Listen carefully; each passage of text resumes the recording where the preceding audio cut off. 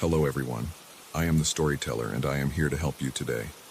I know you use this video to fall asleep, so before that, like the video and subscribe to the channel. Also, where are you from and what time are you watching? Now get comfortable and relax. It started on a Tuesday night close to midnight. I was sitting in my living room staring at the TV, feeling bored and a bit restless. I remember the sound of the knocking on my front door. It was 3 knocks, not too loud, not too soft, just clear and direct. I got up right away, walked to the door and looked through the peephole. There was nobody there. I opened the door and looked outside. The porch light was on and I could see my front yard and the empty street. There was nothing unusual.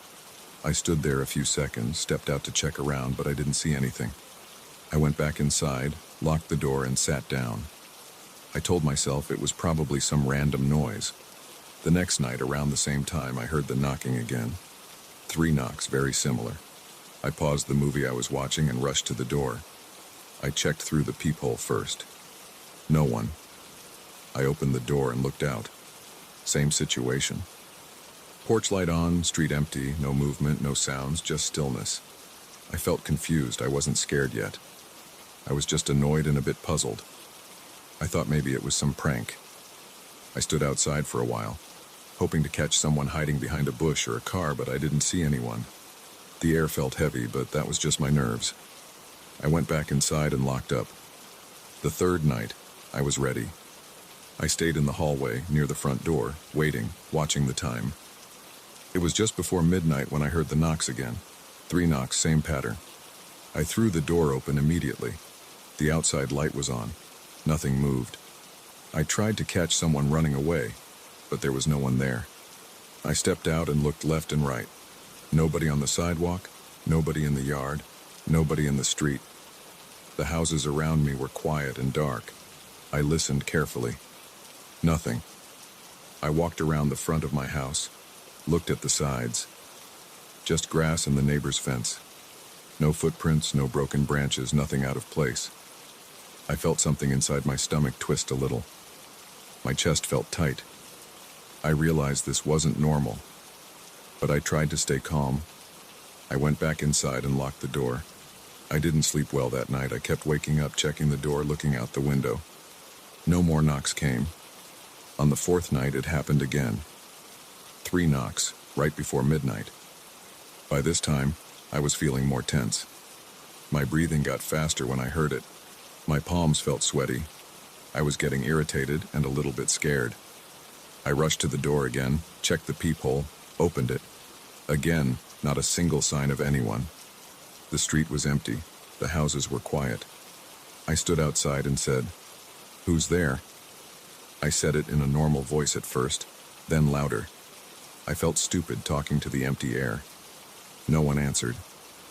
A breeze came by, and I felt cold. I went back in, heart beating hard, and locked up. I thought about calling the police, but what would I say? Someone knocks and disappears every night? It sounded ridiculous. Besides, no one threatened me, no one broke anything. It was just knocking. After a week of this, I decided I needed proof.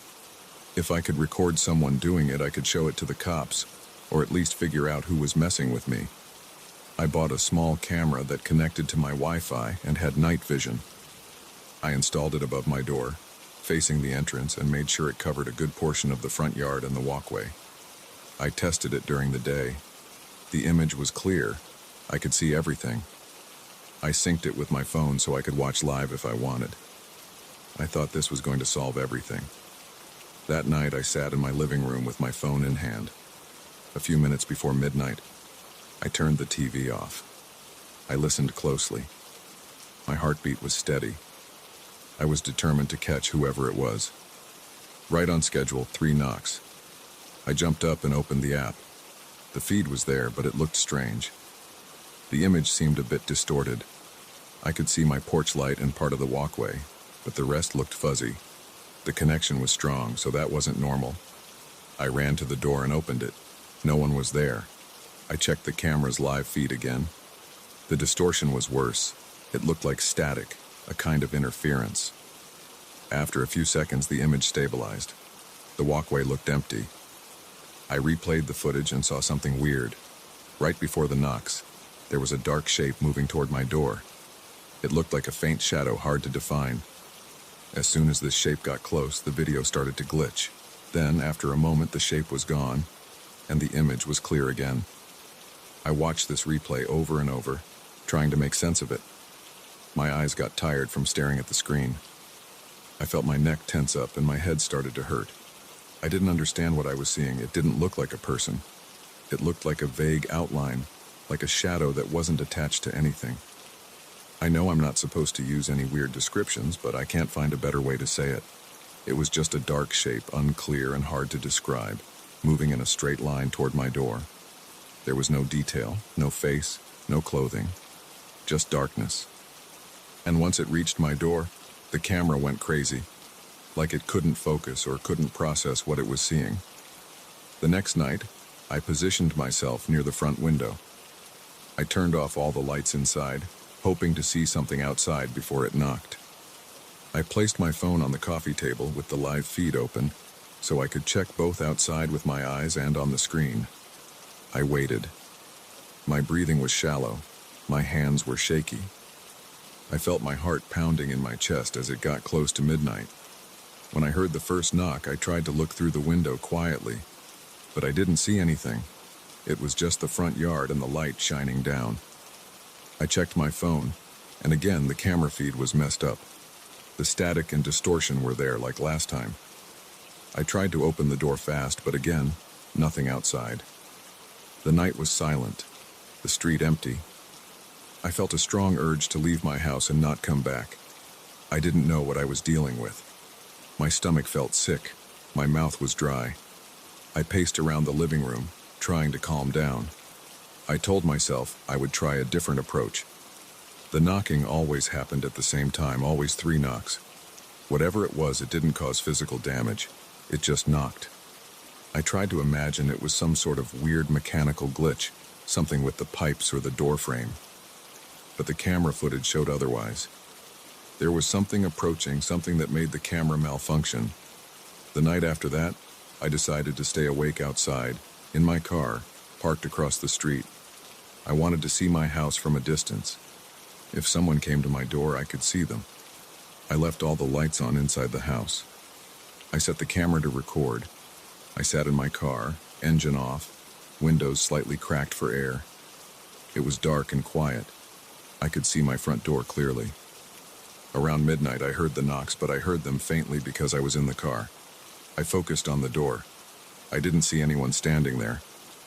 I saw the light on my porch, the doorway, the walkway. It all looked normal. Yet, I heard 3 knocks.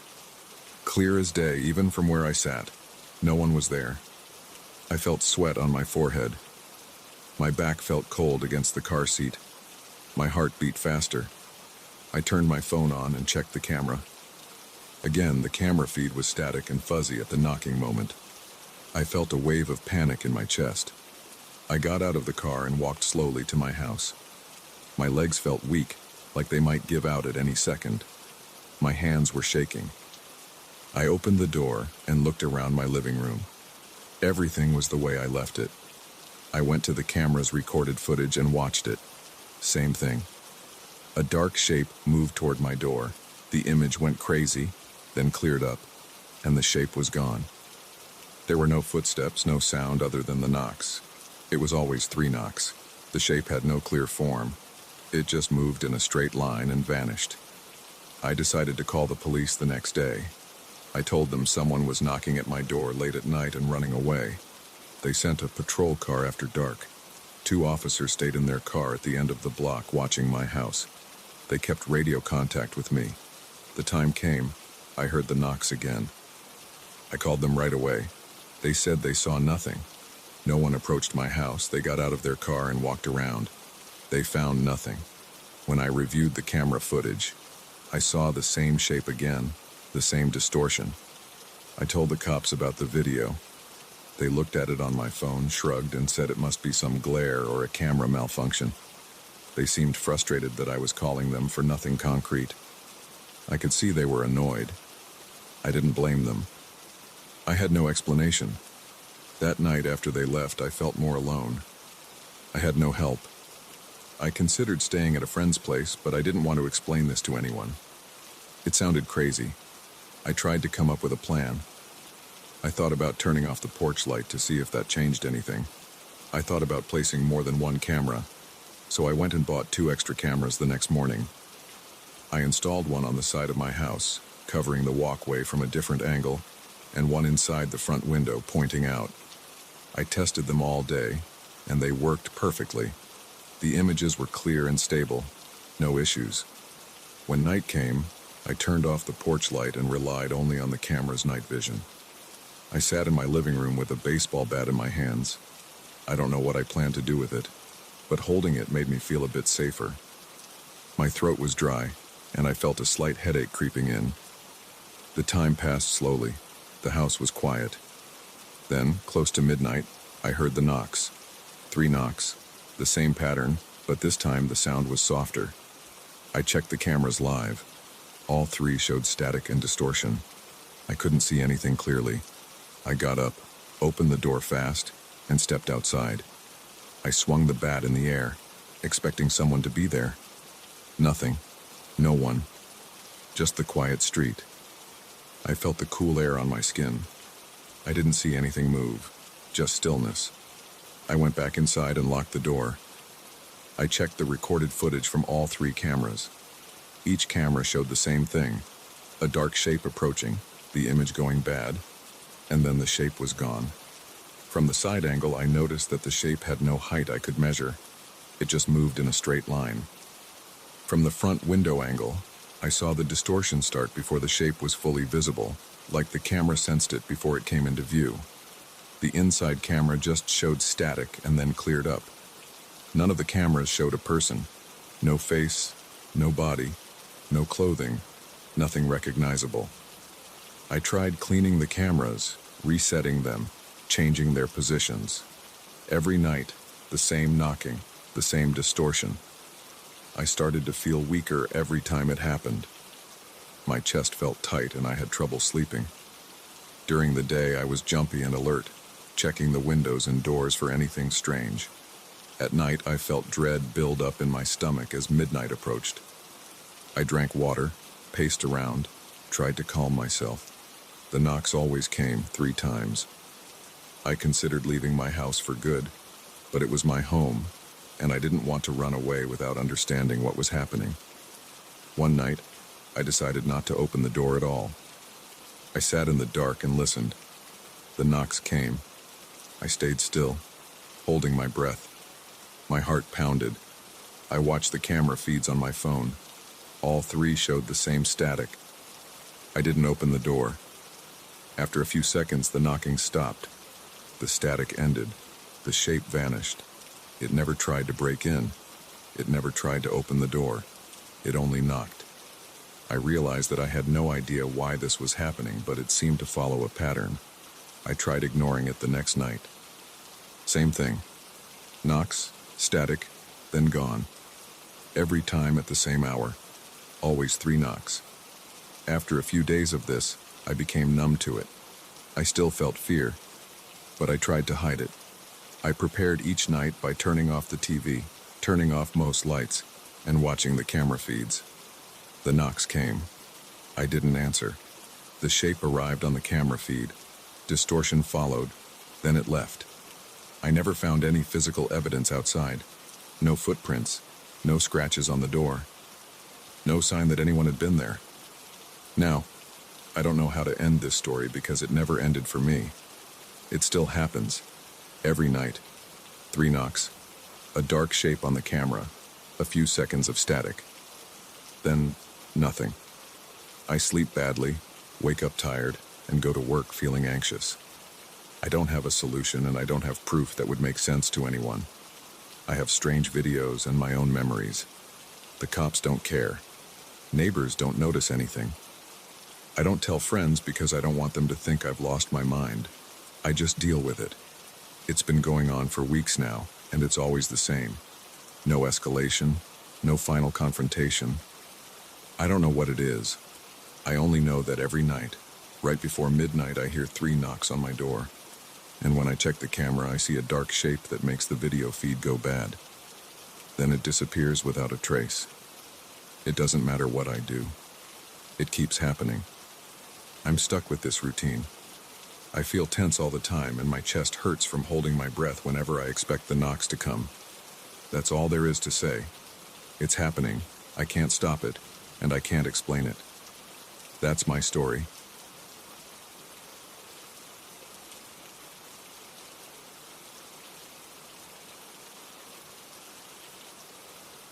When I stepped into my building's elevator that evening, I immediately noticed something felt off. There was a man already inside. He stood near the back, facing the doors, not looking at me, not pressing any button. The doors slid shut behind me, and I reached out to select my floor. My hand paused in midair because he hadn't chosen any floor at all. It was strange. People normally pressed something right away, or at least moved. He did nothing. I picked my floor number and waited, feeling a tightness in my chest. The elevator began moving up, and the man stood there, still and silent, as if waiting for something I couldn't see. I tried not to stare at him, but I kept him in my peripheral vision. He wore a dark jacket with the zipper halfway up and dark jeans. His hair was short and neat. I didn't recognize him. His body was still, and he kept his gaze fixed straight ahead. I shifted my weight from one foot to the other. I tried to act normal. I looked at my phone's screen, unlocked it, locked it again, and cleared my throat. He didn't react. The floors went by. The numbers on the small digital panel above the door lit up one by one. I heard the soft hum of the elevator's motor and the slight clank when it passed each level. When we reached my floor, I stepped forward. I didn't look back at him. I just moved through the open doors and into the hallway. After a few steps, I heard a second set of footsteps. They matched my pace. I turned my head slightly and saw him coming out behind me. He was walking about the same speed as me. The hallway on my floor is simple and well lit, just a long corridor with identical doors, cream-colored walls, and a dull gray carpet. My apartment was near the end on the right. He was behind me, about 10 steps back. My heart beat a little faster.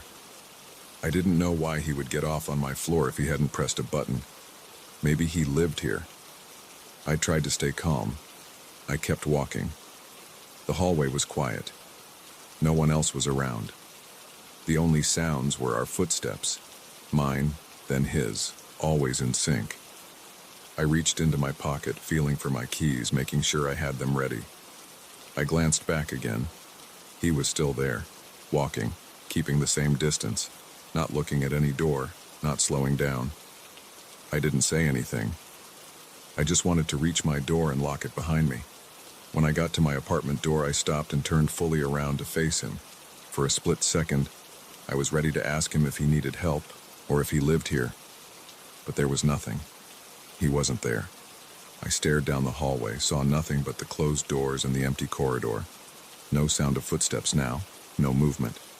The hallway felt still and silent, as if he had never been there. I felt the back of my neck prickle. The overhead lights flickered for a second, just once, and then stayed steady. I took a breath and listened. There were no voices, no steps, no doors closing. I felt my stomach tighten and my pulse was loud in my ears. I put my key into the lock and opened my door. I went inside and locked it right away. I stood there in my small entryway holding the doorknob. My apartment felt normal. The living room lights were off, but a little glow came from the kitchen where I'd left a small light on. Everything looked the same as when I left that morning. I took off my shoes and placed them on the mat by the door. I walked through the living room, turned on a lamp, and checked the windows. They were all closed. I leaned against the kitchen counter for a moment and tried to shake off the weird feeling. Maybe I was just tired. Maybe he went into one of the apartments quickly, so I didn't see him. That must have been it. I told myself not to overthink it. I heated some leftovers in the microwave and ate, standing in the kitchen. The food tasted bland, or maybe I just wasn't paying attention to the taste. I turned on the TV in the living room and flipped through channels. I found nothing interesting, just random shows and commercials. I turned it off again. I wasn't in the mood to watch anything. I tried to focus on regular things. I checked my emails. I looked at my messages. Nothing unusual. After a while, I got ready for bed. I brushed my teeth, washed my face, and got into bed. The feeling of the sheets was familiar and soft. I turned off the lamp on the nightstand and closed my eyes.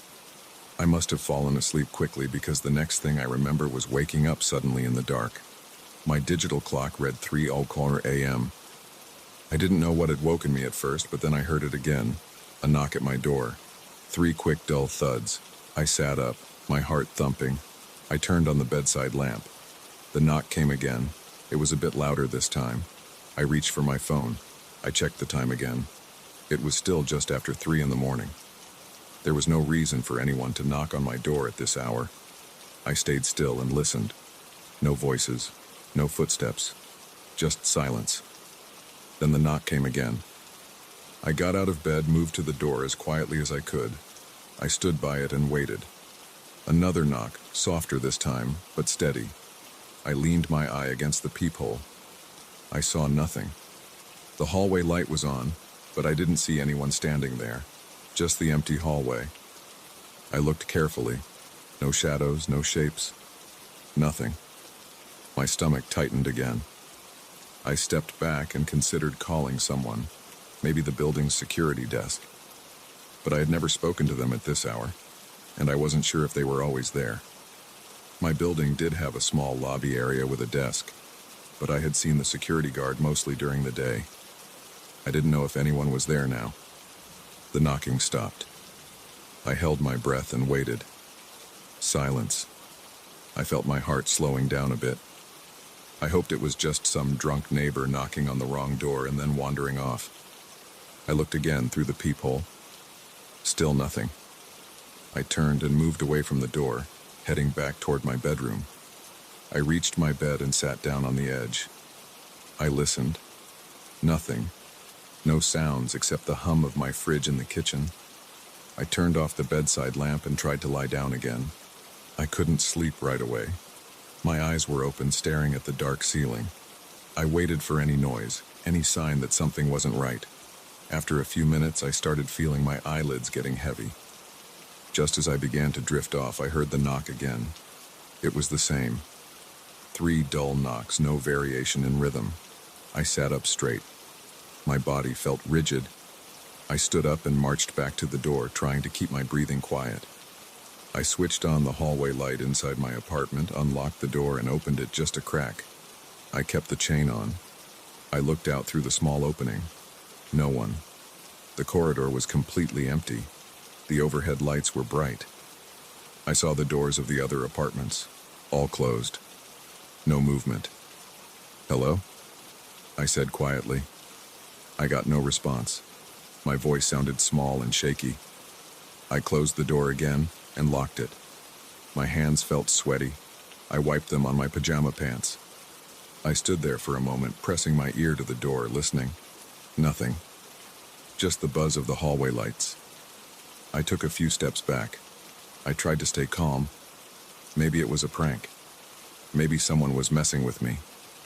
I walked to the window in my living room that overlooked the street. I pushed the curtain aside and looked down. The street was empty except for a few parked cars. No one was out there. It was quiet. A few lamps lit the sidewalk, but I didn't see anyone moving around. I stood there for a while, waiting to see if I could catch someone leaving the building. Nothing. I thought about the stranger in the elevator. I remembered how he followed me down the hallway and then vanished. I wondered if he had something to do with this. I didn't understand how he could disappear so fast. There was no place to hide. The hallway is straight. No turns. No extra doors other than the apartments. If he lived here, he would have needed a key, and I would have heard a door open. But I didn't. I didn't want to think about that now. I just wanted to get through the night. I went back to my bedroom and turned on the light there. I pulled a chair from the desk and placed it near the door of my bedroom, facing the apartment's front door. I sat there, arms folded, trying to stay awake. I listened to the quiet apartment. The walls were thin enough that I might hear neighbors if they were talking or playing music, but it was silent. I could only hear my own breathing. Time passed slowly. I checked my phone. It was around 3:30 a.m. I kept waiting, expecting another knock. My muscles felt tense. My mouth was dry. I got up once to get a glass of water from the kitchen. I returned with the water and sipped it quietly. Nothing happened. Eventually, around 4 a.m., I decided to try to sleep again. I got into bed, leaving the bedroom light on. I felt safer with it on. I closed my eyes, but every few seconds I opened them to listen. I forced myself to relax, to focus on my breathing. After some time, I drifted off. I slept lightly, without any real rest. When I woke up, it was 8 a.m. The sun came in through the window. I rubbed my face and stood up. My neck was stiff. I walked to the front door and looked through the peephole again. The hallway looked normal in the morning light. I unlocked and opened the door, stepping out to check if there was anything on the ground. Nothing. The hallway smelled like cleaning products. I saw one of my neighbors leaving for work. He nodded at me and said good morning. I nodded back and didn't mention anything. I got dressed and went down to the lobby. The elevator ride felt tense, but I was alone this time. When I reached the lobby, I saw the guard at the front desk. He was an older man I had spoken to once or twice. I approached him and asked if someone had come in late last night, if anyone reported strange knocks or noises. He shook his head and said it had been quiet. I described the man in the elevator. He said he hadn't seen anyone like that on his shift. He looked at me as if I were a bit paranoid. I didn't press the issue. I decided to check the mailroom before heading out. I had a package waiting. I picked it up and went outside. The morning air felt cool. I walked up the block to get coffee. I thought about what happened. I tried to push it out of my mind, but it kept nagging at me. I knew what I saw and heard. That man was definitely in the elevator. He definitely got off on my floor. He followed me. Then he vanished. And then there were those knocks at my door at 3 a.m. without anyone there. I took my coffee back upstairs and sat in my living room. I looked around. Everything seemed normal in daylight. The furniture, the walls, my TV, my kitchen. Nothing was out of place. I tried the door's peephole again just to see if the perspective somehow tricked me at night. I looked through it, saw the hallway. Everything looked clear and bright. No distortions. I spent most of that day in my apartment working from home, trying to focus on my tasks. I answered emails, did some online research, made a few phone calls. I didn't mention the incident to anyone. By lunchtime I had calmed down, but every now and then I glanced at the door expecting a knock. No knock came. I listened for footsteps in the hallway. I heard normal sounds, neighbors coming and going, doors opening and closing, muffled voices. In the evening I thought about the elevator ride again. I tried to remember details about the stranger. I remembered his jacket, his jeans, his hair, the way he stood quietly. I remembered the exact spot in the elevator where he stood. I remembered that he never looked at me. I remembered how he followed me at the same pace, almost like a mirror. And I remembered how he was gone in an instant. Before going to bed that night, I checked the doors locked twice. I checked the windows. I left a hallway light on. I took a shower and got into bed. I was still worried something might happen again. But that night, nothing did. No knocks, no footsteps, no strange visitors. The next morning I felt more rested. I got up, made coffee, and left for work at my usual time. I tried to put it behind me. Over the next few days I kept my guard up, looking around, checking who got into the elevator with me. But I never saw that man again. The hallway remained calm and ordinary. No strange knocking at 3 a.m. Still, I didn't forget how it felt. I remembered standing in that elevator, watching him not press any button. I remembered walking down the hallway, listening to him match my steps, and then seeing him vanish. I remembered the knocks and how I never saw anyone through the peephole. These were facts. I saw and heard them. No matter how normal things looked afterward, that feeling of confusion and tension stayed in my mind. Even though I moved on with my life, I kept the memory of that night clear. I had no explanation for it. I didn't dwell on deeper meanings or strange theories. I just knew it happened. I knew what I heard and what I saw, and I knew I never wanted to experience it again.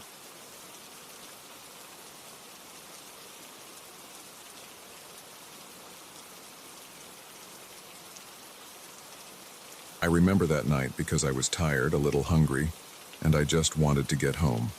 I had worked late. My shift ended around 9, and I had walked a few blocks in the wrong direction because of some construction. I wanted to save some time. I decided to cut through an alley I usually avoided. It wasn't pitch dark, but the light was dim. There was a single streetlight near the entrance, and the rest of the alley stretched out with only a bit of light coming from the windows of the buildings on either side. I could see old trash cans, a few cardboard boxes, some scattered plastic bags, and dirty puddles. The place smelled like stale beer and old garbage. I remember the sound of distant traffic behind me, but inside the alley it was mostly quiet. I stepped in, trying to keep my feet away from the wet spots on the ground. I tried to move quickly. The alley ran straight for a while and then turned right, which I knew would bring me closer to my apartment building. As I walked, I heard a soft sound, like someone shifting their weight on a loose piece of pavement, but when I turned, I saw nothing. I shrugged it off. Sometimes there were rats or maybe a cat. I tried not to think too much about it. I was about halfway through when I heard my name. At first, I thought I imagined it. It was barely louder than a whisper. I froze and looked behind me. There was no one there. I looked to my left, then my right. The alley was empty. I could see the rough brick walls on either side. A few old posters were peeling off. One of the trash cans had its lid half open, and there was some shredded plastic sticking out. I saw nothing else. I waited a moment, listening. All I heard was the distant hum of traffic and maybe a dripping pipe somewhere. I turned forward again and walked, now feeling a bit uneasy. My heart thumped a little harder. My skin felt warm around my neck. I tried to act calm, but I looked behind me once more. Still nothing. That's when I heard it again. My name. It was clearer this time, and it sounded closer. Someone said it quietly, like they were standing just a few steps away. I spun around. The alley was still empty. I said, "Who's there?" Out loud. My voice sounded too loud in that quiet place. No response. I looked carefully. I could see the details of the walls, the ground, even some small cracks. I saw no place where a person could hide. There were no doors nearby, no recessed doorways, no large piles of trash tall enough to hide a person behind them. Only a few small boxes and cans, nothing big. The alley was maybe 8 or 9 feet wide, and I could see from one wall to the other. There was nowhere for someone to stand without me noticing. I took a deep breath. I felt a heaviness in my stomach. Something was off. I said my own name out loud to see if my mind was playing tricks on me. It sounded different from what I heard. The voice calling me sounded softer and slightly deeper than my own. It definitely wasn't an echo. I tried to ignore it and kept walking, but a few steps later I heard it again, this time from ahead of me. I stared forward. I could see the corner where the alley turned. I strained my eyes, but there was no one. The light was weak. The streetlight behind me didn't reach that far. The only illumination came from a small window on the second floor of the building to my left, and it was too faint to show more than shapes. I walked forward slowly, trying not to make noise. My shoes scraped a bit on the concrete. I tried to keep my breathing steady. I knew something was wrong. It wasn't just hearing my name. It was the feeling that someone was right there, close to me, watching me. My neck felt tense and my shoulders were tight. My palms were getting sweaty and my throat felt dry. I wanted to get out of that alley as fast as possible, but I also didn't want to walk straight into whoever was playing this game. I reached into my jacket pocket for my phone. I gripped it tight. I considered calling someone. The thought that I might seem paranoid stopped me. I decided to just keep moving. I took a few more steps and then I heard my name again, right behind me this time. I spun around so fast that I almost slipped on a wet patch. Still, no one. My heart was beating harder. I could feel my pulse in my ears. I looked up at the fire escapes overhead, but they were empty metal structures. No one stood on them. There were no shadows up there. I stood still for at least 20 seconds, turning my head from side to side, trying to catch any movement. Nothing. Just the dim light, the smell of trash, the quiet drip of water. I could hear my own breathing now, fast and shallow. I wanted to run, but I didn't want to run blindly and fall or get cornered. Instead, I walked backward for a few steps, keeping my eyes in front of me and then behind me, alternating every few seconds. That made me dizzy, so I stopped and faced forward again. If someone was there, they were hiding too well. But how could they hide in a place like this? I reached the turn in the alley. I stepped around the corner, pressing my back against the wall before looking ahead. The next stretch of alley was even darker. There was a dim light at the far end, probably from a distant street lamp. I could see broken concrete and a large dumpster on the left side.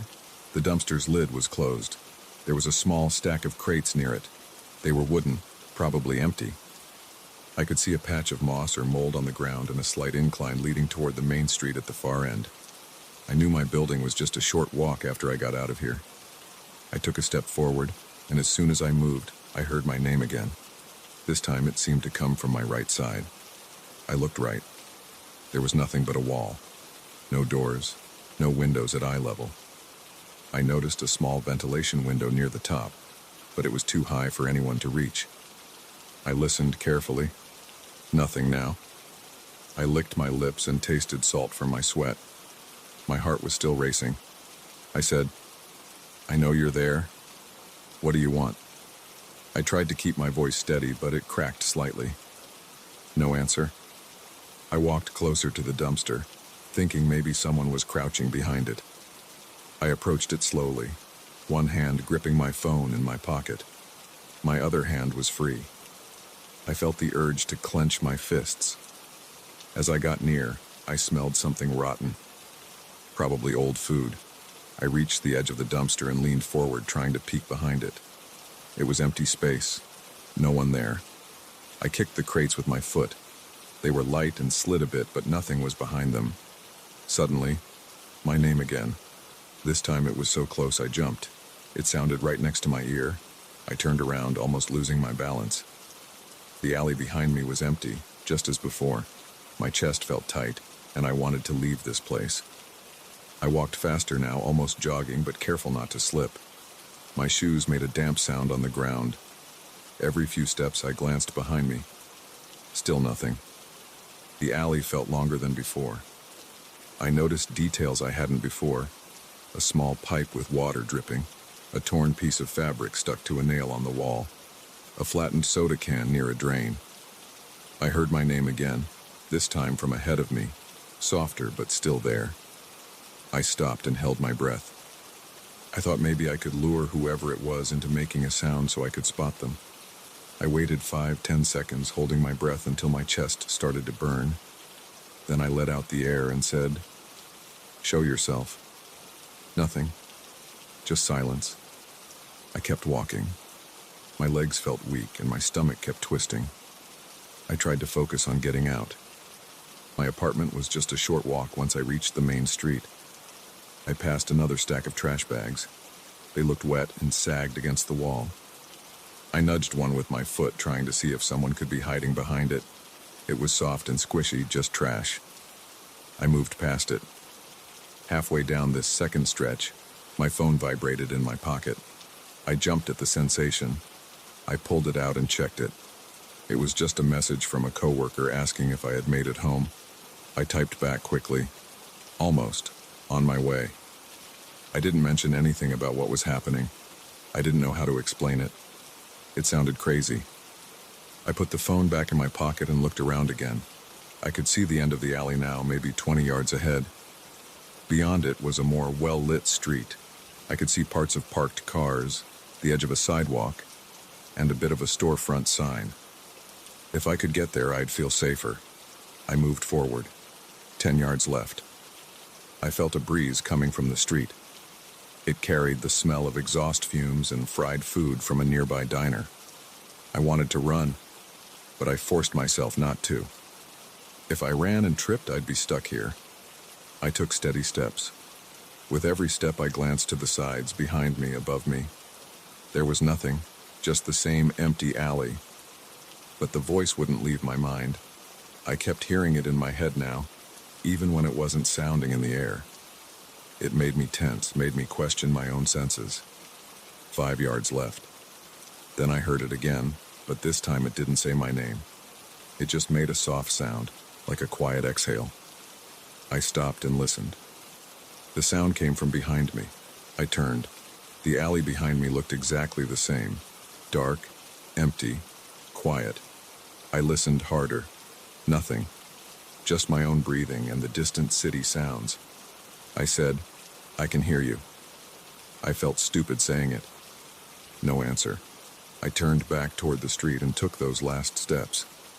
When I reached the end of the alley, I stood there, half in darkness, half in the glow of the streetlights. I looked back into the alley one last time. I wanted to see if something would move now that I was leaving. The alley was still empty, just wet pavement, trash and dim walls. I waited a few seconds, listening, expecting to hear my name again. It didn't come. I stepped out onto the sidewalk. The street was calm. One car passed slowly. I saw a man leaning against a wall about half a block away, smoking. He didn't look at me. I saw a couple walking on the opposite side of the street, holding shopping bags. They didn't look my way. Everything looked normal. Everything sounded normal. My heart rate was still high. My shirt felt damp with sweat. I wiped my forehead with the back of my hand. My mouth was dry. I swallowed a few times. I turned in the direction of my apartment. It was only 2 blocks away. I walked fast, trying to get some distance from that alley. My mind was racing, but I tried to focus on what was right in front of me. I passed a closed bookstore, a barber shop with its lights off, a couple of old benches on the sidewalk. After a few minutes, I reached my building. It was a 3-story structure with a small lobby. I had to use my key to enter. My hand shook a bit as I unlocked the door. Once inside, I walked straight up the stairs to my apartment on the 2nd floor. The hallway smelled like cleaning products. The light was bright. I fumbled with my keys, unlocked my door, and entered my apartment, locking the door behind me. My place was quiet. Just my old couch, my small TV, my kitchen table. Everything looked normal. I sat down at the table and just breathed, in and out, until my heart slowed down. I could still feel the tension in my shoulders and neck. I didn't know what to think. I heard my name whispered several times and I saw no one. The alley was empty. I had no explanation. My body still felt tired, my legs a bit shaky. I grabbed a glass from the cabinet and filled it with tap water. I drank it in a few big gulps. I felt a slight ache in my stomach, probably from all the nervous energy. I took another minute to calm down. Then I walked to my living room window and looked outside. I could see the street, the lights, and the distant corner where I knew that alley entrance was located. I couldn't see the alley itself from this angle. I stood there for a long moment just looking at the normal scene outside. A car parked, a man crossed the street, someone rode by on a bike. No strange voices, no whispers, just normal city sounds. Eventually, I pulled the curtains closed. I decided I would avoid that alley from now on, no matter how inconvenient. I felt safer in my apartment. It was quiet, well lit, and everything made sense here. I stayed up for a while that night, drinking water, pacing a bit, trying to shake off the feeling that something had been there, calling me, messing with me. I knew I wouldn't find any answers. I just knew I didn't want to go through that alley again. When I finally turned off the lights and lay down in bed, I could still remember the exact sound of my name spoken softly in that empty space. I tried not to think about it too much. I was just glad to be inside, with a locked door and a clear sense that I had gotten away from something I couldn't understand.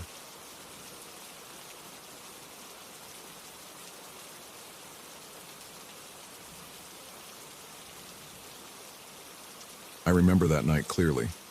It was late, probably past midnight. The streets were almost empty, and the air felt colder than usual. I was tired, but still focused on my job. I was working as a driver for a ride service. I had been on the road for several hours, picking up passengers in different parts of the city. Most were normal trips. People going home from bars, a couple going to a hotel, a man rushing to catch a late-night train. Nothing unusual. Then I got this request. The pickup point was at the edge of a residential area, not too far from the center. I accepted it without a second thought, like any other ride. I pulled up at the address the app had given me. It was a street with dim lighting, a couple of old houses, a few small parked cars, and not much else. I waited about a minute. The passenger approached from the sidewalk on my right. He was a man, probably in his mid-40s. He wore a jacket, jeans, and sneakers. He walked slowly and didn't seem drunk or high. He opened the rear door and got inside without saying much. He closed the door and gave me a location. I glanced at the destination pin on my phone. It was outside the city, close to a rural area, about 30 minutes away. I thought it was a little odd, but it wasn't my first time driving someone out of town. Sometimes people had family in isolated places, or they wanted to get away from the city for some reason. I pressed the start button on the app and began driving. The streets were quiet as I followed the directions. The man sat in the back seat. He kept his gaze somewhere in the darkness outside. He didn't talk at first. After about 10 minutes, I asked if he was comfortable with the route. He just said, "Keep going," in a calm voice. I didn't push. I kept driving. The GPS showed a route that would take a main road, then turn onto smaller roads. There weren't many lights in that direction, but I knew some rural areas had very few street lamps. I tried not to think too hard about it. The passenger didn't show any emotion. He wasn't smiling, he wasn't frowning. He looked calm. His voice, when he spoke, was steady and quiet.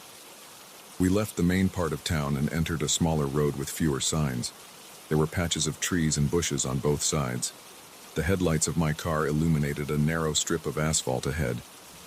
The sky was dark with no stars visible. The passenger suddenly said, "Take a right turn up ahead." I checked my GPS, but it said to go straight. I hesitated for a second, then slowed down. The man repeated, "Take the right turn." His voice was louder now. I felt a slight tension in my chest. It wasn't panic yet, but I was aware that something was off. I asked, "Are you sure? The GPS suggests going straight." He said, "Yes, right turn. Don't worry about the app." I turned right onto a smaller road. It was even darker here. The asphalt gave way to a rough surface with dirt and gravel. I heard small rocks rattling under my tires. I clenched the wheel and tried to focus on the path ahead. My headlights were the only source of light. The passenger leaned forward slightly, but I couldn't see his face clearly in the rearview mirror. His figure was a dark shape against the seat. After a few minutes, the road split again. The GPS was useless now, trying to reroute in confusion. The passenger told me to turn left. I did. We went deeper into this area with no signs and no buildings. My heart rate increased. The interior of the car felt warm, even though it was cold outside. I noticed my breathing was getting faster. I asked, "Is this place safe? It's really dark out here." He answered quietly, "Yes. Keep going." I didn't argue. I just drove. We passed a small clearing where I could see a fence and some overgrown grass. There were no animals around, no other cars, not even the distant hum of traffic, just the sound of my engine and the gravel. After another turn, the passenger said, "Stop here." I slowed down and brought the car to a halt. I looked around, but I couldn't see anything except the vague outline of trees and a patch of ground covered in weeds. The headlights illuminated a short stretch ahead, but it ended in darkness. There were no lights on any distant houses, no porch lamps, nothing. The passenger opened the door and stepped out. He didn't say anything about payment. The ride was prepaid through the app, so I guessed he was done. He stood outside for a moment. I rolled down my window slightly and said, "Is everything all right?" He didn't answer. He just moved away from the car and disappeared into the darkness ahead. I couldn't see where he went. He didn't use a flashlight or his phone's screen. It was like he knew exactly where to go. I felt uneasy. My mouth was dry and my hands were clammy on the steering wheel. I decided I should probably leave.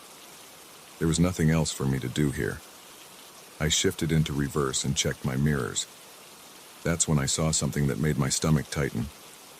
In the rearview mirror, I noticed two shapes in the darkness behind the car.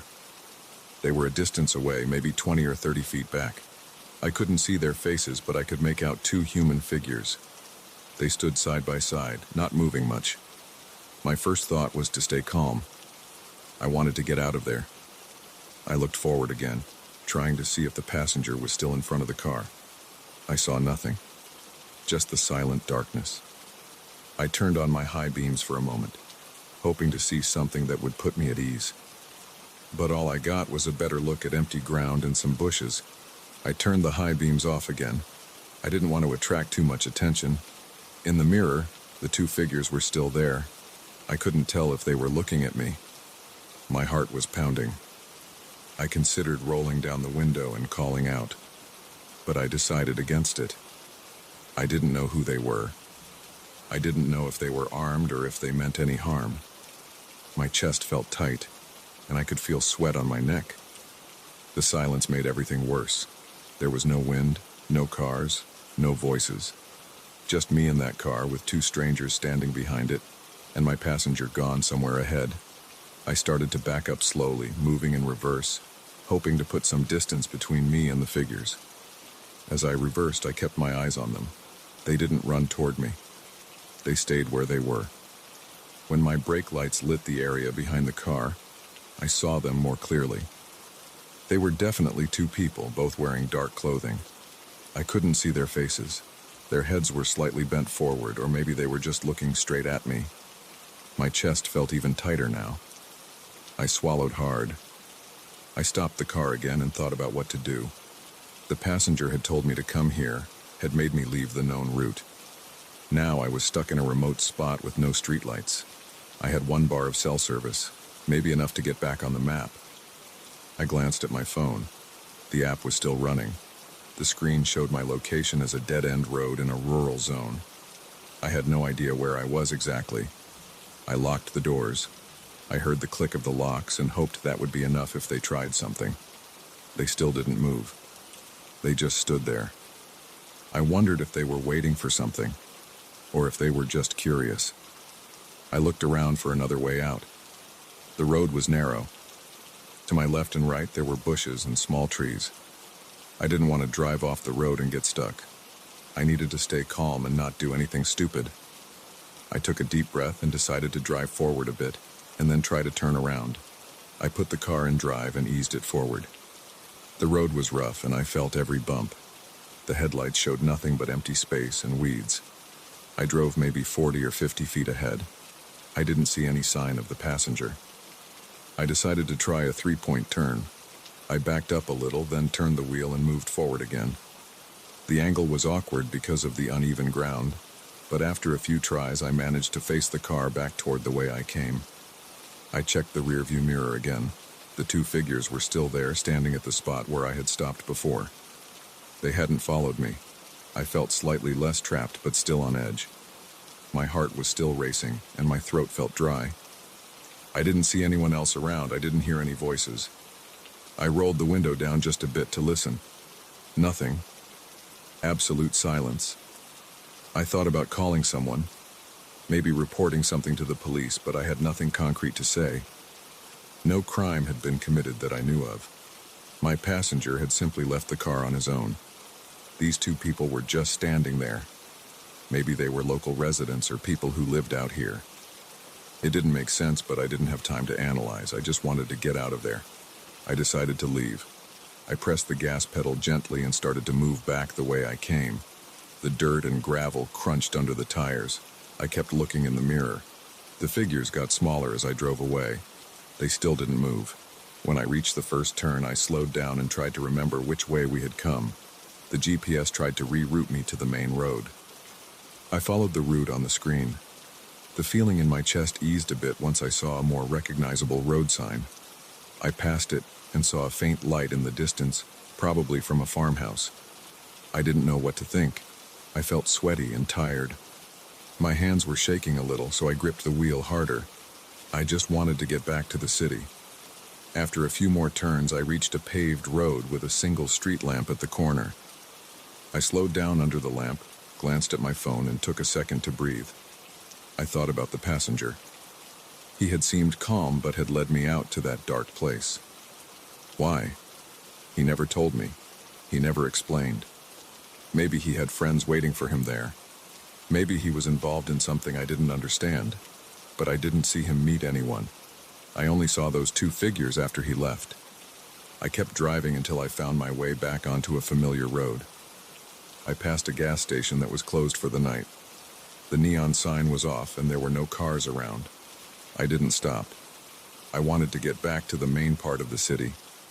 After another 15 minutes, I saw the distant glow of streetlights. I turned onto a busier street and felt some relief. A few cars passed by. The normal sounds of civilization surrounded me again. I felt safer. I didn't know who those people were or why they were out there. I didn't know what my passenger's purpose was, but I was back in a place with lights and people. I ended the ride on the app. It showed that the trip had been completed successfully. Payment processed. There was no comment from the passenger. No rating left. I sat there for a moment, engine idling at a red light, and tried to calm down. My throat was still dry. I noticed my shirt was damp under the arms. I looked at my reflection in the mirror. My eyes looked tired. I pressed my lips together, then took a sip of water from the bottle I keep in the cup holder. The water was lukewarm, but it helped. I decided I wouldn't tell anyone about this ride right away. I didn't even know how to describe it. Just a strange trip to a dark place. The passenger disappeared, and I saw two people in the dark. No one attacked me. No one demanded anything. Nothing was stolen. It was just odd and unsettling. I gripped the wheel and continued driving, heading back toward more familiar neighborhoods. I picked up another passenger an hour later, a normal guy going to a hotel. That trip went fine, but I didn't shake the feeling that something had been off that night. Even now, I remember those two figures standing in the darkness, not moving, not speaking, just watching. I remember the chill in my chest, my heart pounding, and the absolute silence around us. I remember the passenger's calm voice telling me to turn off the main route. I remember the absence of any normal signs of life. I never found out what it meant, and I guess I never will.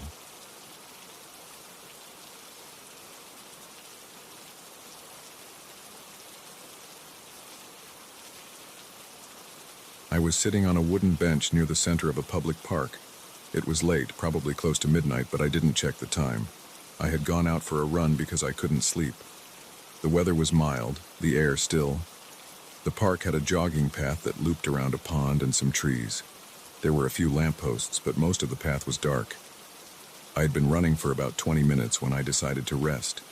I stopped near a bench under a dim lamp. The area around me was quiet. No wind, no voices, no distant cars. The ground was a mix of dirt and gravel. It crunched a little under my shoes when I approached the bench. I sat down and leaned forward to catch my breath. I felt sweat on my forehead and back. My legs were warm and a little tired. I didn't hear anyone else around. I glanced left and right. To my right was a small patch of tall bushes.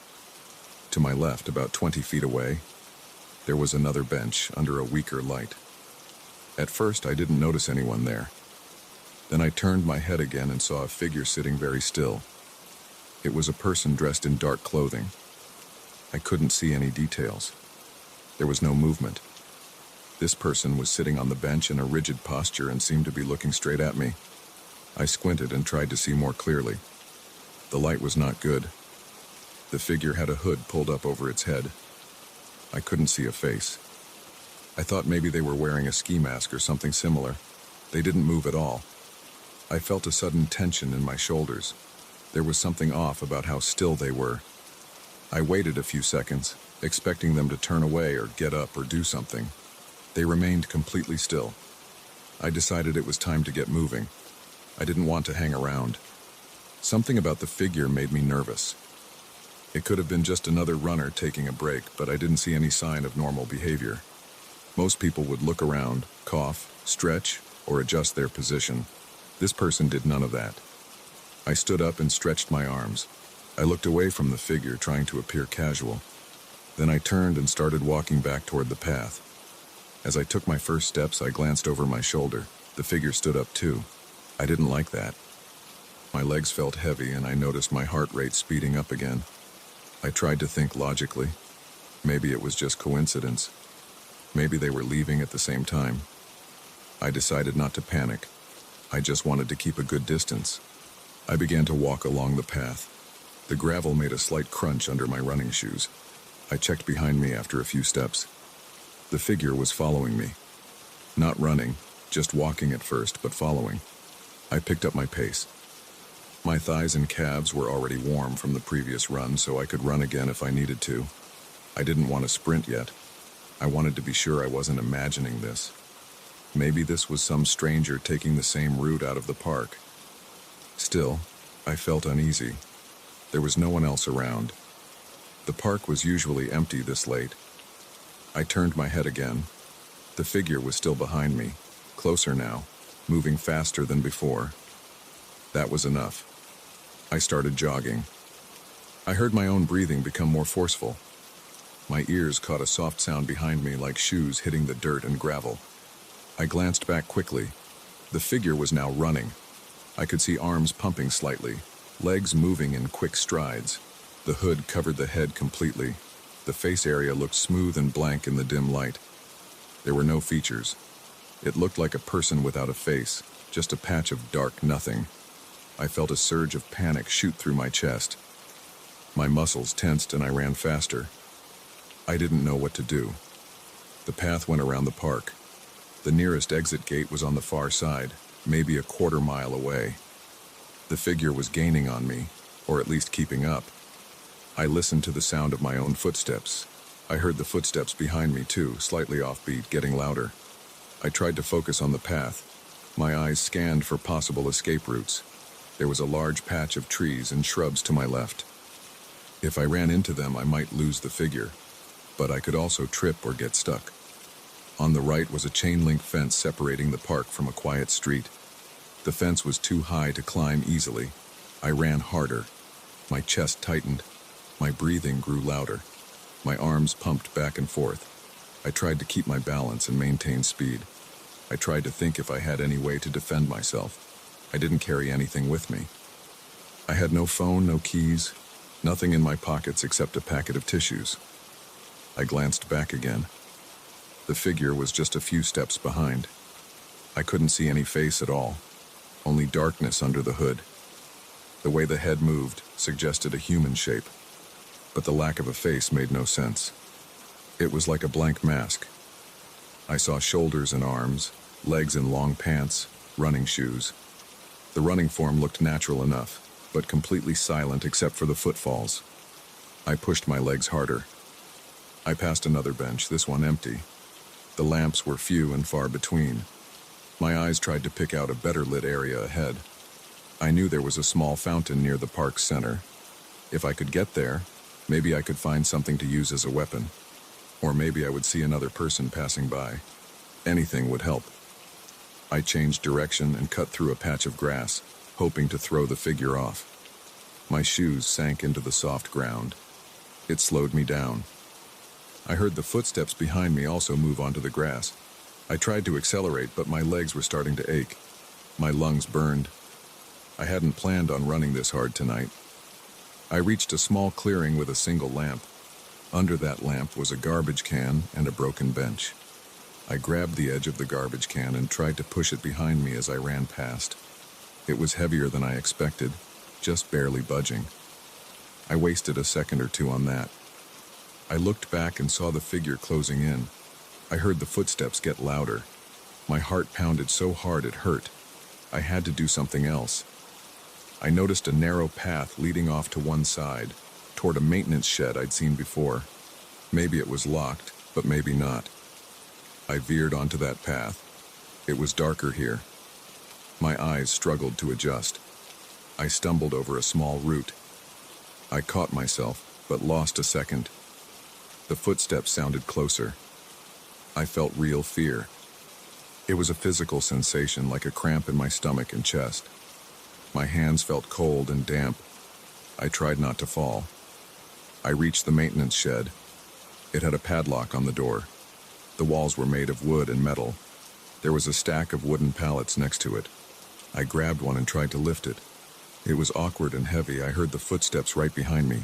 I turned around quickly. The figure was about 6 or 7 feet away, standing still under no light, so I only saw a shape. I raised the pallet and swung it, stepping forward to try to hit the figure. I felt a jolt when the pallet struck something. It connected with a shoulder or arm. The figure stumbled back a step but made no sound. I dropped the pallet and ran again before it could recover. My legs felt weaker now.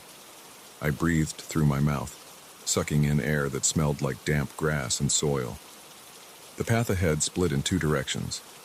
One way led back to the main loop, another headed toward a small bridge over a creek. I went toward the bridge. It was a simple wooden footbridge, maybe 10 feet long. On the other side was a cluster of bushes, and then a slope leading up to the main gate. I remembered that from daylight visits. I dashed onto the bridge. My footsteps on the wood sounded hollow and loud. Halfway across, I looked back. The figure was on the other end of the bridge, just standing there, not advancing. I took a second to watch, panting, my chest heaving. The figure stood completely still, just like before, facing me. I couldn't see a face, just darkness where a face should be. I noticed the figure's hands hanging at the sides. They looked pale under the hood's shadow, but I couldn't be sure. I wiped sweat from my forehead with the back of my hand. I didn't want to wait there any longer. I ran off the bridge and into the bushes. The branches scratched at my arms and legs. I pushed through, feeling leaves hit my face. I emerged onto the slope. The dirt here was loose, and I had to lean forward to climb. My shoes slipped a bit. I grabbed at some exposed roots for balance. I looked back again. The figure was moving slowly across the bridge now. No hurry, just a steady walk. I gritted my teeth and pushed up the slope. My calf muscles were screaming.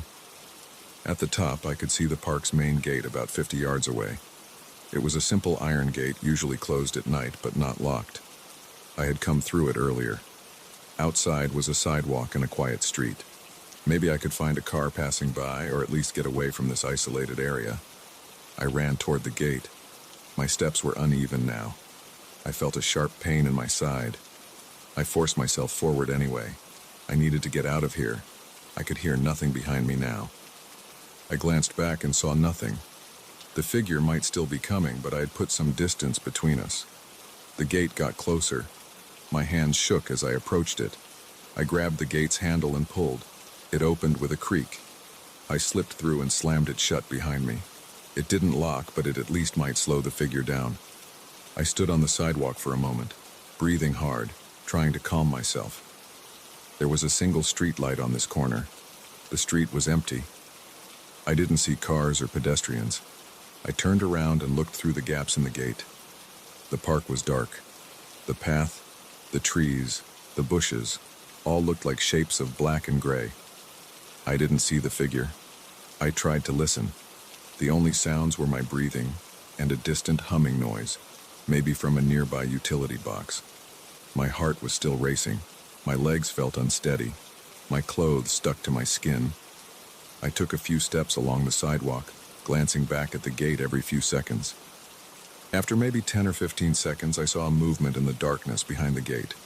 The figure's hooded head appeared between 2 bars of the gate, about 20 feet away inside the park. I stepped back, away from the gate. I didn't want to run anymore. I was on public property now, outside the park. I could shout if I needed to. I looked around. No one was there. The figure stood inside the park, just on the other side of the gate. The gate was still open a crack. I had not been able to close it fully. The figure stepped closer. I thought about running down the street. If I kept going, I would reach a main road eventually. There would be lights, maybe a store still open, maybe a security guard somewhere. I turned and started to jog down the sidewalk, heading away from the park. I listened for footsteps behind me, but the sidewalk was harder, and my own breathing was too loud to let me hear well. I took the first corner I found, turned right, and moved along a row of bushes lining someone's property. The street here had fewer lights. I looked back. I saw the figure about half a block behind me. It was now on the sidewalk, under a streetlight. The hood was still up. The face area was still dark. The figure had followed me out of the park. My throat felt dry. I swallowed and tried to think clearly. I needed to lose this person or whatever it was. I picked up the pace again. My lungs felt raw. I looked ahead and saw a small parking lot behind a building. It was empty. Maybe I could hide there. I ran into the parking lot. It was about 20 yards deep and walled on 3 sides by fences and a loading dock. There was only one way in and out. That might not be good. If the figure followed me in, I'd be trapped. I realized that too late. I turned to see if the figure was following. At the edge of the parking lot, the figure stood still just outside the entrance. The hooded head tilted slightly. I felt a wave of panic. I backed away. The figure stepped forward, slowly. I felt the urge to speak, to say something, but I stayed silent. My voice would probably shake anyway. The figure took another step. I looked around for a weapon. There was a loose piece of wood lying near a dumpster. I grabbed it with my right hand. It felt rough. I held it up, ready to swing. My arm shook. The figure took another step, coming into the parking lot's pale light. I could now see the shape more clearly. The figure wore a black hooded sweatshirt and black pants. The shoes looked like normal running shoes. The figure's face area looked like smooth skin without eyes, nose, or mouth. I saw a hint of pale color but no features. It was like looking at a blank human head covered in skin. I felt my stomach tighten and my knees weaken. I didn't understand what I was seeing. I gripped the wood tighter. My breathing came in short, fast bursts. The figure stopped about 10 feet away. I held the wood out in front of me. My arms ached. I didn't speak. I waited. The figure stood still, head slightly tilted. The tension felt like it was pressing on my chest. I wanted to run, but I couldn't look away. I took one step back. The figure didn't move. I took another step back. The figure remained where it was. I turned and bolted toward the exit of the parking lot. I ran past the figure, giving it as wide a berth as possible. It didn't reach out. It didn't move. I rushed onto the sidewalk, stumbling. I looked back. The figure still stood inside the parking lot in the same spot. I didn't know what that meant. I didn't wait to find out. I ran down the street, my legs protesting every step. I kept going. I followed the sidewalk until I reached a better lit intersection. I paused under a bright streetlight. My heart still raced. My tongue tasted bitter. I glanced behind me again. There was no sign of the figure on the street. Everything looked quiet. After a while, I forced myself to walk, not run. I kept checking behind me. Nothing appeared. I listened for footsteps. Only my own shoes on the concrete. I passed a few closed shops. I saw a couple of parked cars. No movement in the windows. No one else around. I walked all the way home, never seeing the figure again. I kept looking over my shoulder every few seconds, expecting to see that hooded shape, that blank face, those steady, silent footsteps. I didn't see it again. By the time I reached my door, my clothes were soaked with sweat and my legs felt like lead. I opened my door and locked it behind me. My hands were still shaking. I pressed my ear against the door and listened. I heard nothing. I spent the rest of that night pacing inside my apartment, checking the window every few minutes, making sure the figure wasn't waiting outside. I never saw it again, but I couldn't relax for hours. Every small sound made me jump. I kept remembering that blank face and the silent chase through the park. I had no explanation. I felt only relief that I got away. I was sore for 2 days afterward. I never went back to that park at night again.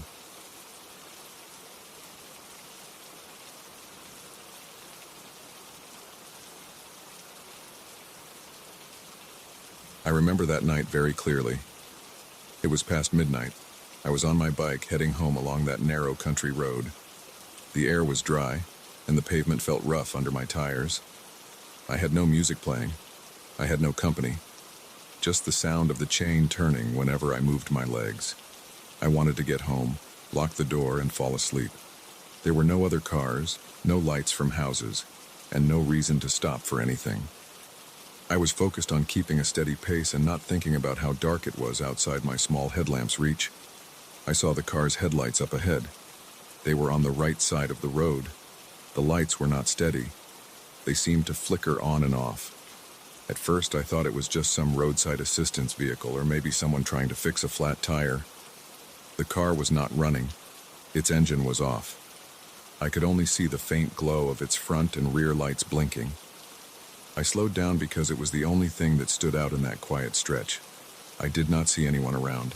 I did not hear any voices. The car's four-way flashers were on, but no one waved for help. I approached it carefully. I braked when I was a few feet away. I kept one foot on the ground and one on the pedal. I said, "Hello? Is anyone there?" I expected to hear some reply. Maybe someone would say they had engine trouble or needed a spare tire. Instead, I heard nothing. The car doors were closed. The trunk was closed. The windows were up. I looked inside. Empty seats, no bags, no keys in the ignition, just a dark interior. Everything was still except for the blinking lights outside. I felt uneasy standing there. I knew it was not normal to find a car like that. Lights on and no one around in the middle of the night. I looked up and down the road. Nothing. No headlights in the distance. No sounds of an approaching engine. No footsteps. Just the faint hum of insects and the soft rustling of leaves along the ditch. I noticed movement in the bushes about 20 feet away. At first, I thought it might be a stray dog or some small animal. But the way the bushes shook made it seem bigger than that. I whispered to myself, "What is that?" I did not want to shout. I did not want to attract attention if it was something that could harm me. I leaned forward on my bike. I wanted to see if something would step out. I listened closely. I heard breathing, but it was not my own. It was low and uneven, like someone struggling to keep quiet. I kept my eyes on the bushes. My heart felt heavier. My breathing got faster. I gripped my handlebars tighter. I saw something move behind the leaves. A shape, dark and crouched, pushing through the shrubs. I could not identify it at first. It was not tall, but it was not small either. Its shape was uneven, like a person hunched down. I stayed still. I watched as it moved again. It slowly emerged from the side of the road, stepping onto the asphalt. The creature's posture was odd. Its limbs looked long. Its head seemed too low. It did not speak. It did not growl. It just stood there, facing me, about 15 feet away. I could see it more clearly under my bike's headlamp and the car's flashing lights. Its skin looked rough, maybe covered in coarse hair. It had 2 arms and 2 legs, but the way it positioned them seemed unnatural. It stood on 2 legs, but its spine was bent forward. Its arms hung almost to its knees. I could not see the details of its face. I could not tell if it was a person with some deformity or an animal that I had never seen before. I did not smell anything strange, but I felt dread. My shoulders tensed. My stomach sank. I wanted to leave, but I stood there trying to understand what I was looking at. Then it took a step toward me. Just one step. It made no sound, but I saw the movement. My breath caught in my throat. I stepped back. I felt my heel hit the pedal. My heart pounded.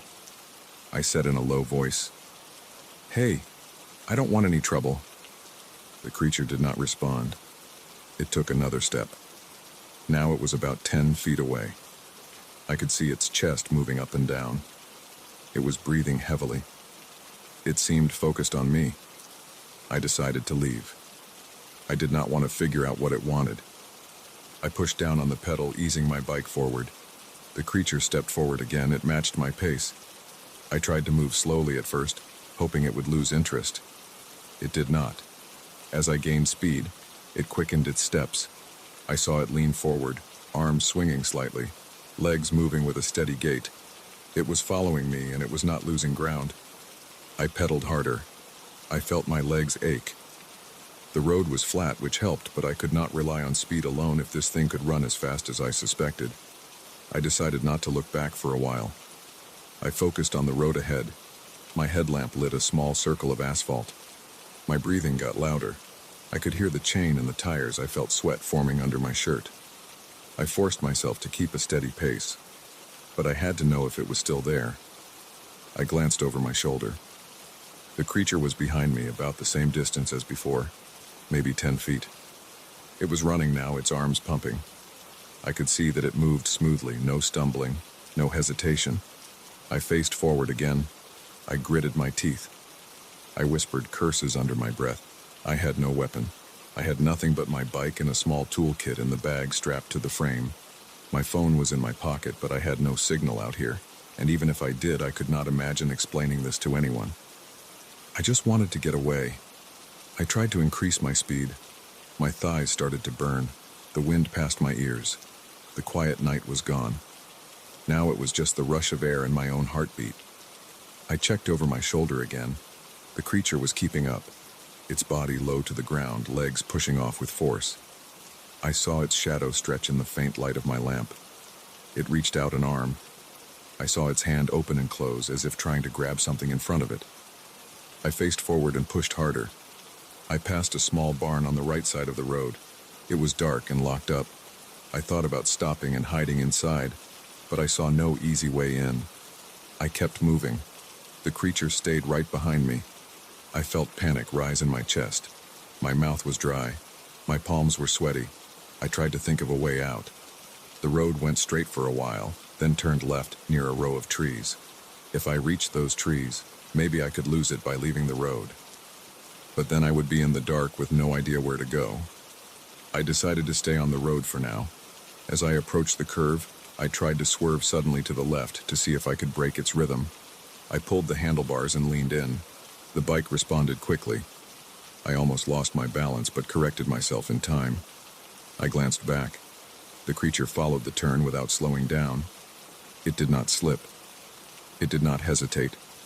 It was on my trail like a trained predator. My chest tightened. I swallowed hard. I tried to keep my focus on the pavement, on my breathing, on the movement of my legs. Ahead, I saw a small wooden bridge that crossed a narrow creek. The creek's water was low that time of year. The bridge had no lights. It was just a few planks of wood with some rails. I thought about stopping in the middle of the bridge and kicking at the creature if it tried to reach me.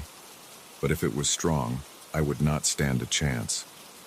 I had no idea how strong it was. I had no idea what it wanted. I decided not to stop. I crossed the bridge.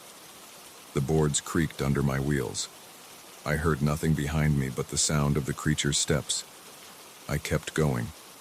After the bridge, I saw a faint light in the distance. It might have been a farmhouse porch light. If I could get closer to it, maybe I could find someone to help me. Maybe the creature would back off if there were more people around. I tried to increase my speed again. My legs ached. My lungs hurt. I felt a cramp building in my side. I fought against it. I forced my legs to keep pumping. I listened to the chain clicking, the wheels spinning, the air rushing. I looked back. The creature was there, but now it seemed a few feet further away. I might have gained some distance. This encouraged me. I leaned forward, placing more weight on the handlebars, and pedaled harder. I ignored the cramp. I focused on that light ahead. I wanted to reach it. I wanted to feel safer. I wanted to get away from this thing on my heels. As I got closer to the light, I could see that it was not a porch. It was just an old street lamp near an abandoned gas station. The building had broken windows and boarded up doors. There would be no help there. Still, I had some light. I passed under the lamp and could see my surroundings better. Tall grass on both sides of the road. The gas station's cracked asphalt lot. Empty fuel pumps. The creature passed through the light too. I caught a glimpse of its face for the first time. Its eyes were dark and set deep in its head. Its mouth was slightly open. I could see what looked like sharp, uneven teeth. It made no sound. Its skin looked tough and dirty. I felt a wave of fear push through my chest. I breathed faster. I did not stop.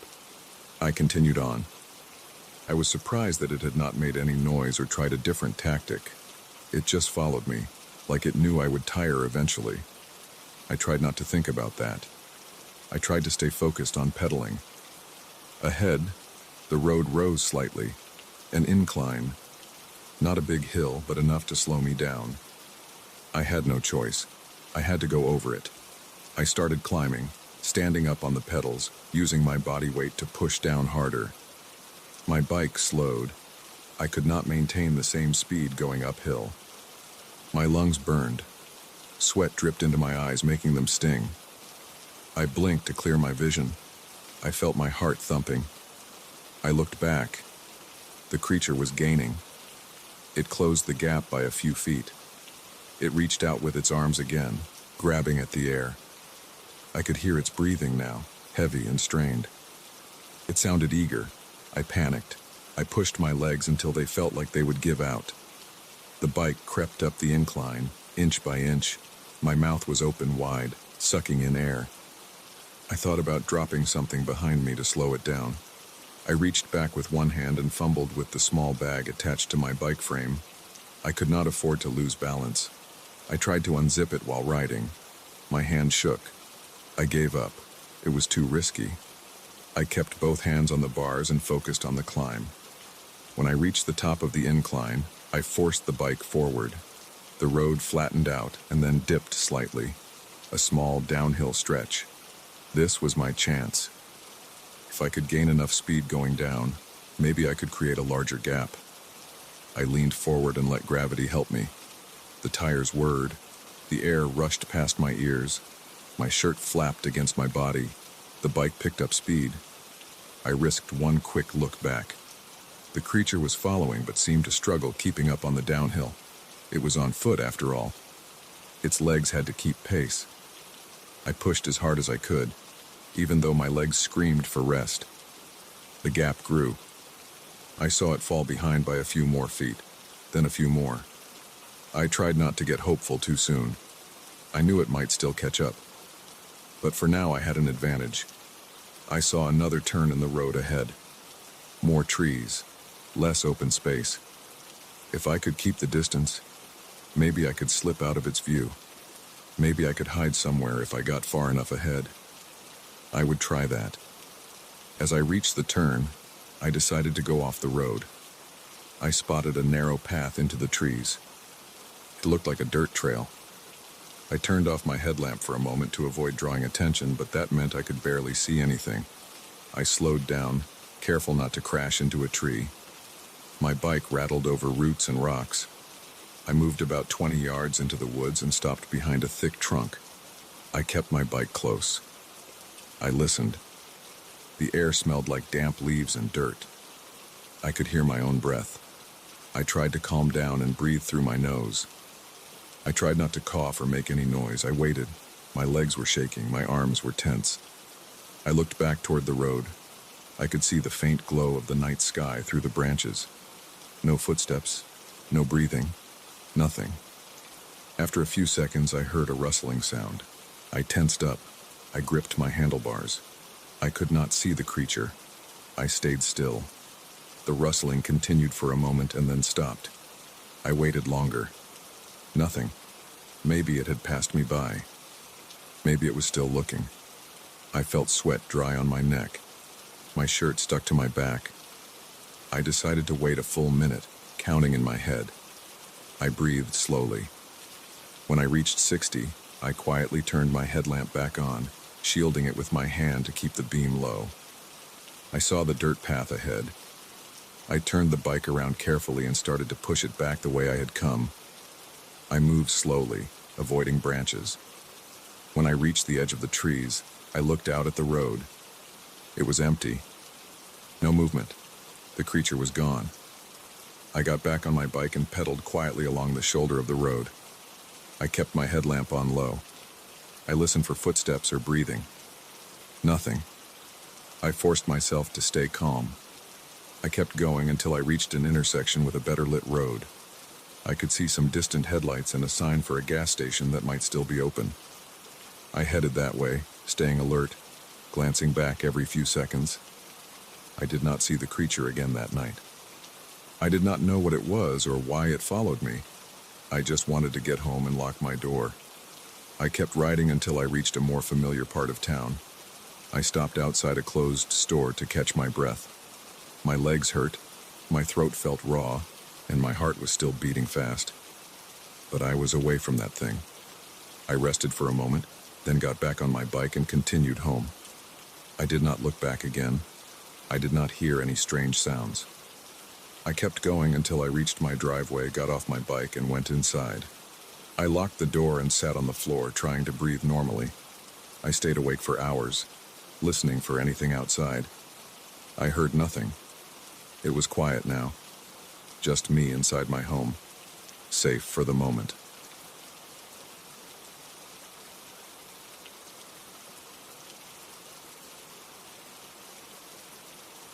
It started on the third night after I moved into that rented house. I was lying in bed, staring up at the ceiling, trying to settle in. It was around midnight. I heard something above my head. It sounded like steps moving slowly across the attic floor. It didn't sound like an animal or the wind. It sounded heavier, more deliberate. I stayed still, breathing through my nose, listening. The sound stopped. I lay awake for a long time. The next morning, I tried to forget about it. Maybe it was just the old wood expanding or something simple. I unpacked more boxes. I tried to focus on work and on finding my routine in the new place. But something about the sound from the night before sat in my mind all day. My name's Mark. I'm just a regular guy, renting this one-story house with an attic space that the landlord said was mostly empty. I remember asking if I could store a few things up there, and the landlord nodded and said sure, but it was dusty and small. He never mentioned anyone else having trouble here. The house looked normal enough. It had old wooden floors, a cramped kitchen, a small living room. The bathroom had old tiles but was clean. Everything seemed fine. I had moved here for a new job. I didn't know anybody in this town. The neighbors kept to themselves. So I didn't know who to ask about noises in the attic, and I didn't want to sound paranoid. The next night, I lay in bed and tried to sleep. After a few hours of tossing and turning, I heard it again. A kind of scraping sound, then something like a light footstep. I got up quietly, turned on the hall light, and stared at the attic door in the hallway ceiling. I could see that it was slightly ajar. I remembered checking it after I moved in. I was sure it was closed. I stood there for a minute, breathing slowly, trying not to make noise. I didn't feel right going up there in the middle of the night, so I made a note in my mind. In the morning, I would check it out. The next day around noon, I got the ladder I had stored in the garage and climbed up to the attic.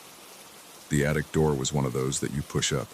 I pushed it all the way open and stuck my head inside. Dusty air filled my nose. It smelled like old insulation and dry wood. There wasn't much light, just a small window on the far side. The space was mostly empty.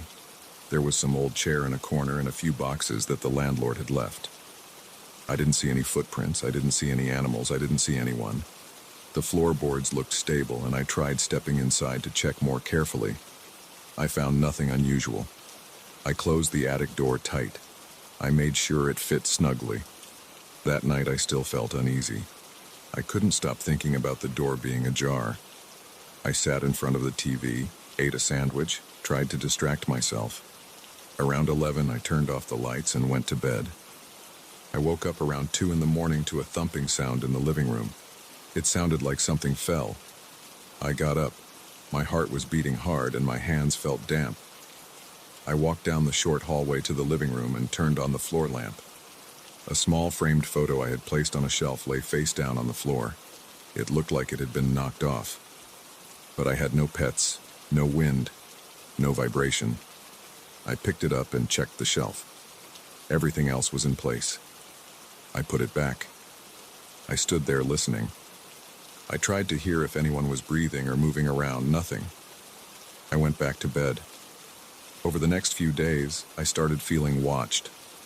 During the day, I tried to ignore it. I worked from home, sitting at my desk near the living room window. Sometimes, while typing, I felt a pressure on my back like eyes on me. I would turn around fast. Nothing. I would check the front door. It was locked. The windows were locked. Everything was normal. But I could sense something. At night, it got worse. Little noises in the kitchen. The cabinet door would be slightly open in the morning, even though I remembered closing it.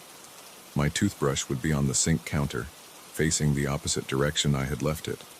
I started doubting myself. Maybe I was just misremembering, but it felt too strange. Another night, I woke up to the sound of the TV turning on by itself. The glow of the screen lit up the hallway. I rushed out of bed and found the TV on, some random late-night show playing. I grabbed the remote and turned it off. I was shaking. I stood there in my underwear looking around, trying to see if someone had broken in. I walked through every room, checking closets under the bed behind the couch. There was no one. I didn't sleep well that night.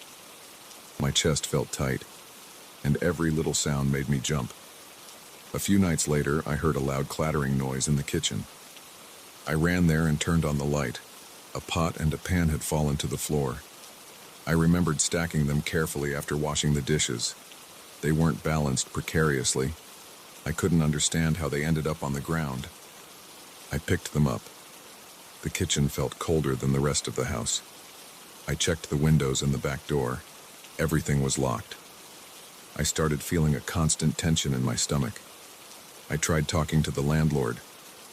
I told him I heard noises in the attic and strange occurrences. He sounded tired on the phone and said he never had problems before. He didn't dismiss me, but he said maybe I should set some traps in the attic or call a pest control company. I tried that. I called a pest guy. He came in the afternoon, climbed up into the attic, said he saw no droppings, no signs of rodents. He left me a card and told me to call if I heard anything else. I felt foolish and alone with this problem. At night, the feeling of being watched got stronger. I sat in the living room, the TV on mute. I didn't want to draw attention, but I also didn't want total silence. I stared at the attic door in the hallway. It was closed. I got up slowly and pulled on the string to open it. I climbed the ladder with a flashlight. I scanned the attic. Nothing. Just dust and silence. I left it open that night just to see if something would move. I lay in bed, staring at the ceiling, waiting. Around 2 a.m, I heard a muffled bang. I got up and checked the attic. The door was still open and nothing had changed. I turned around and saw that my bedroom door, which I had left half open, was now fully closed. The window was shut, so no draft. I felt my throat tighten. I opened the bedroom door, looked around. Nothing. I decided to buy a small camera and set it up in the living room to record at night. I figured I could at least see if something was happening while I slept. I set it on a shelf opposite the couch and aimed it at the hallway that led to the attic door in the bedroom. That night, I woke up again to a noise in the kitchen. I rushed to the living room first, grabbed the camera, and checked that it was still recording. It was. Then I went to the kitchen and found that a chair had fallen over. It was an old wooden chair, and I never leave it off balance. It was just lying there. I stood it up and went back to bed, feeling sweat on my forehead, my chest heavy. In the morning, I connected the camera to my laptop and reviewed the footage. For the first hour or so, nothing. Just me turning off the lights and going to bed. Then, around 1:30 a.m., the camera's view caught a flicker in the hallway. The attic door was visible at the edge of the frame. I saw it. The door seemed to move slightly, as if something pushed it from inside. But it didn't open all the way. Then the camera froze for a second, or maybe it was just a glitch. After a moment, I saw the attic door again, but it looked still. Then I saw the bedroom door, which I had left half open.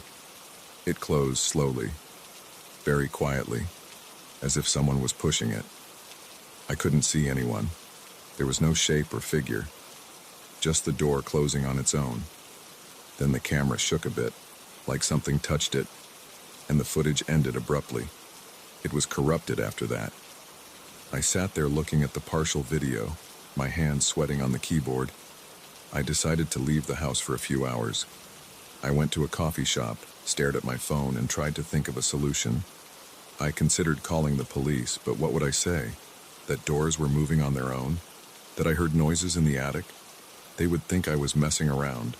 I decided to buy some strong locks for the attic door and for the bedroom door. I also bought a motion sensor light and placed it in the hallway. I wanted to see if it would turn on during the night. That evening, I installed the locks on the attic door. I screwed in a latch that would make it harder to open from the inside. I tested it a few times, pulling on the door. It was secure. I also placed the motion sensor light near the hallway ceiling and tested it. Just passing by made it light up. I went to bed feeling a bit more in control. I left the camera recording in the living room again. I kept my phone near me. Around midnight, I heard the motion sensor light turn on in the hallway. I saw the faint glow under my bedroom door. I got up quietly and pressed my ear against the door. I didn't hear footsteps. I opened the door slowly and saw the hallway lit by the motion sensor. The attic door latch was still in place. The living room was dark, but I could see the camera's small red light. I walked toward the attic door, checking everything. I saw nothing move. The light stayed on for about a minute, then turned off. I went back to bed. 2 hours later, I woke to the sound of the TV turning on again. This time it was louder, some static noise blasting through the night. I jumped out of bed, ran to the living room, grabbed the remote, and turned it off. I checked the camera. Still recording. I looked at the attic door again. Still locked. I stood there, breathing hard.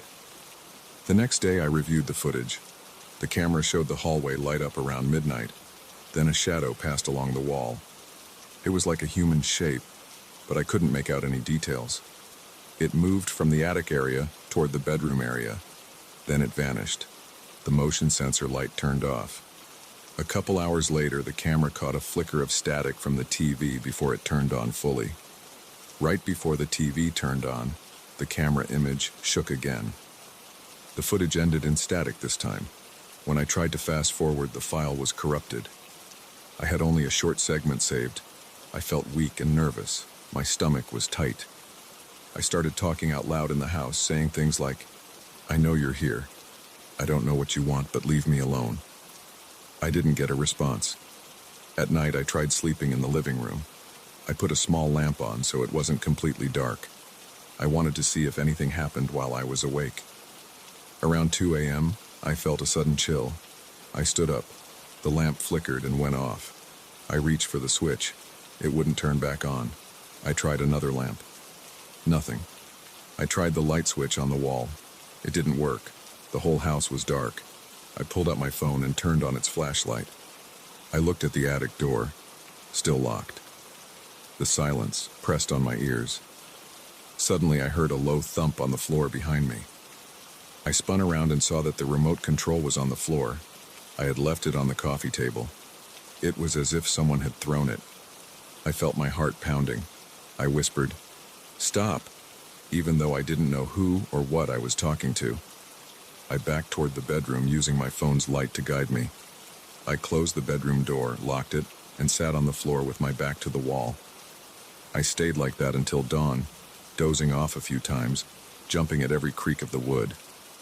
When the sun came up, I tested the lights again. They worked fine. I went outside, got some fresh air, and sat on the porch steps. I didn't want to stay in that house. I thought about breaking the lease and leaving. I didn't have solid proof of anything, just strange recordings and personal experiences. But I knew I wasn't imagining it. I couldn't ignore the doors closing, the TV turning on, the objects moving on their own. Something was wrong with that attic, that hallway, that entire place. I went back inside, packed some clothes, and decided to sleep at a motel for a few nights. Before leaving, I checked the attic one last time. I climbed the ladder, pointed a flashlight around. Still empty. Dusty. Quiet. I closed it, locked it, and left the house. I didn't care about the rent or my belongings anymore. I just wanted to get away from that feeling of eyes on my back and that constant noise at night. At the motel, I finally relaxed. It was quiet. No strange sounds. I slept through the night without interruption.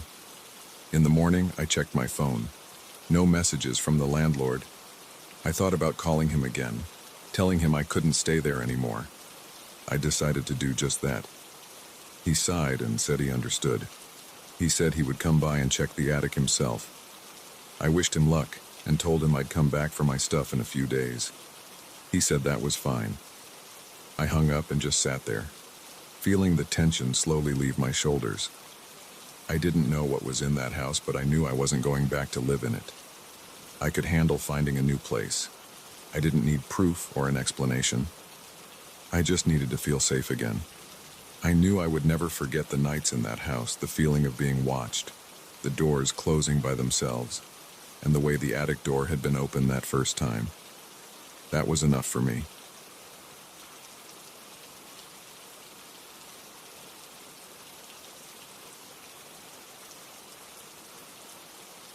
I still remember the night I noticed the light.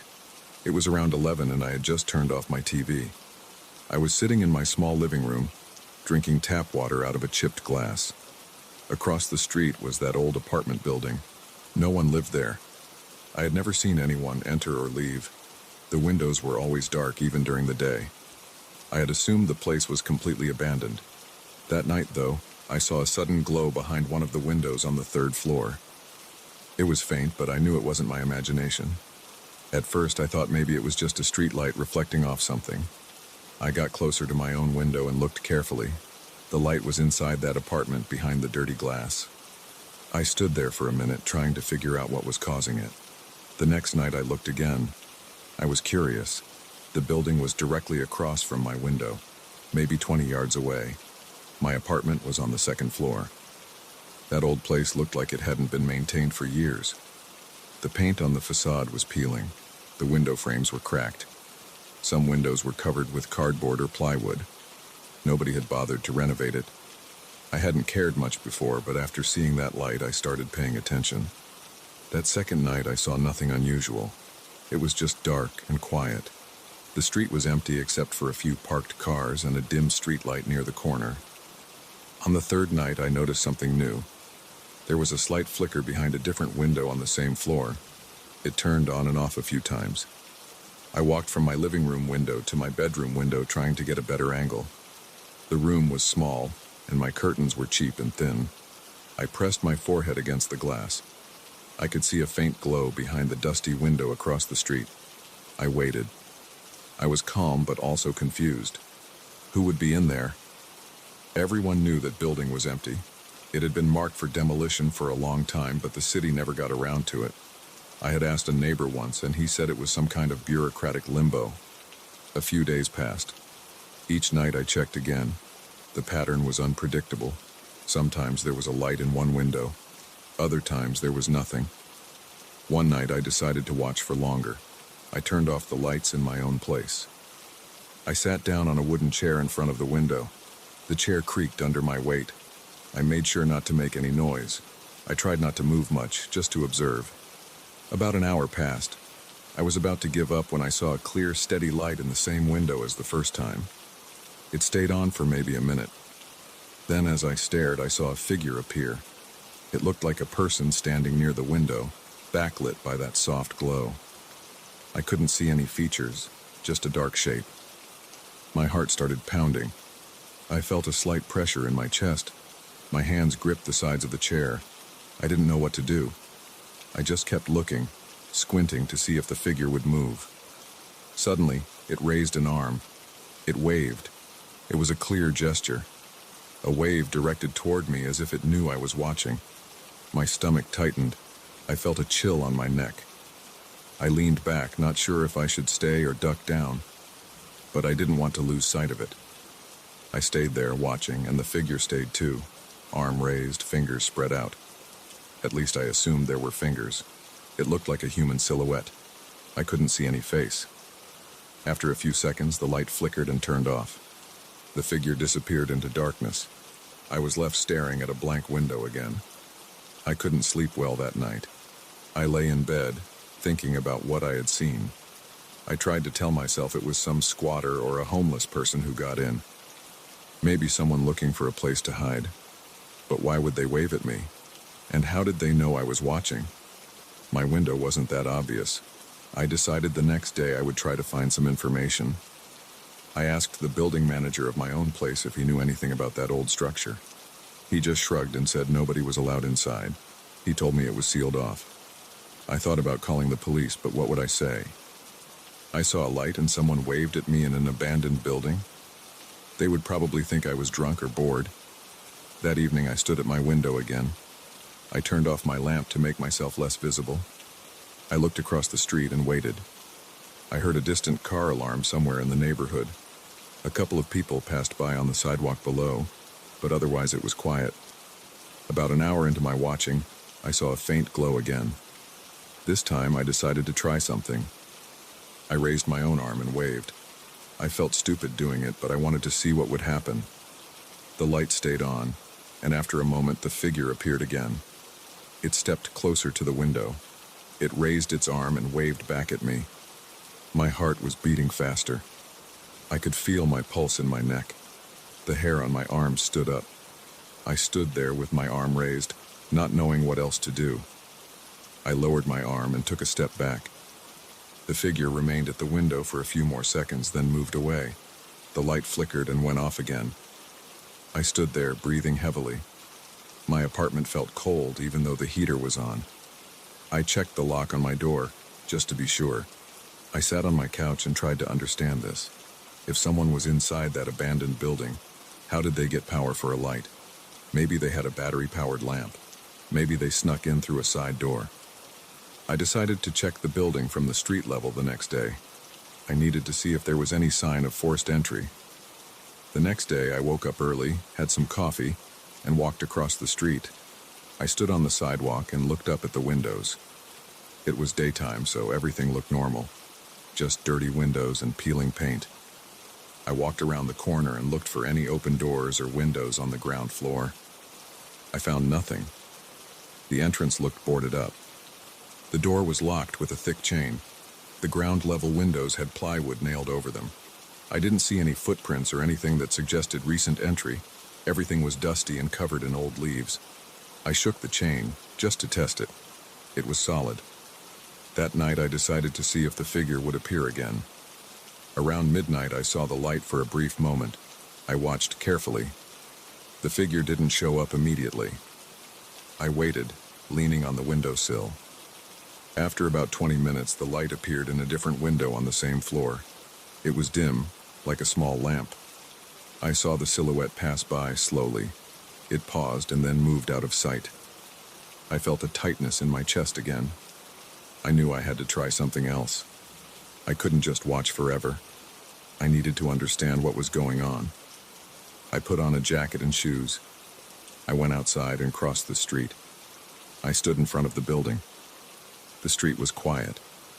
I could hear my own breathing. I pulled on the chained door. Nothing. I went around the back, stepping through an alley that smelled like garbage and old rainwater. The back door was also boarded up. I kicked at a loose piece of wood. It didn't budge. I climbed on a crate and tried to see through a high basement window. It was too dark. I couldn't see anything. I returned to my apartment feeling frustrated and uneasy. As soon as I stepped back in, I looked out my window again. The light was now off. I thought about calling the police. I picked up my phone and dialed the non-emergency number. I told them I thought I saw someone inside an abandoned building. They said they would send a patrol car when they had a unit free. I waited. About an hour later, I saw a police car drive by slowly. It shined a spotlight on the building and then moved on.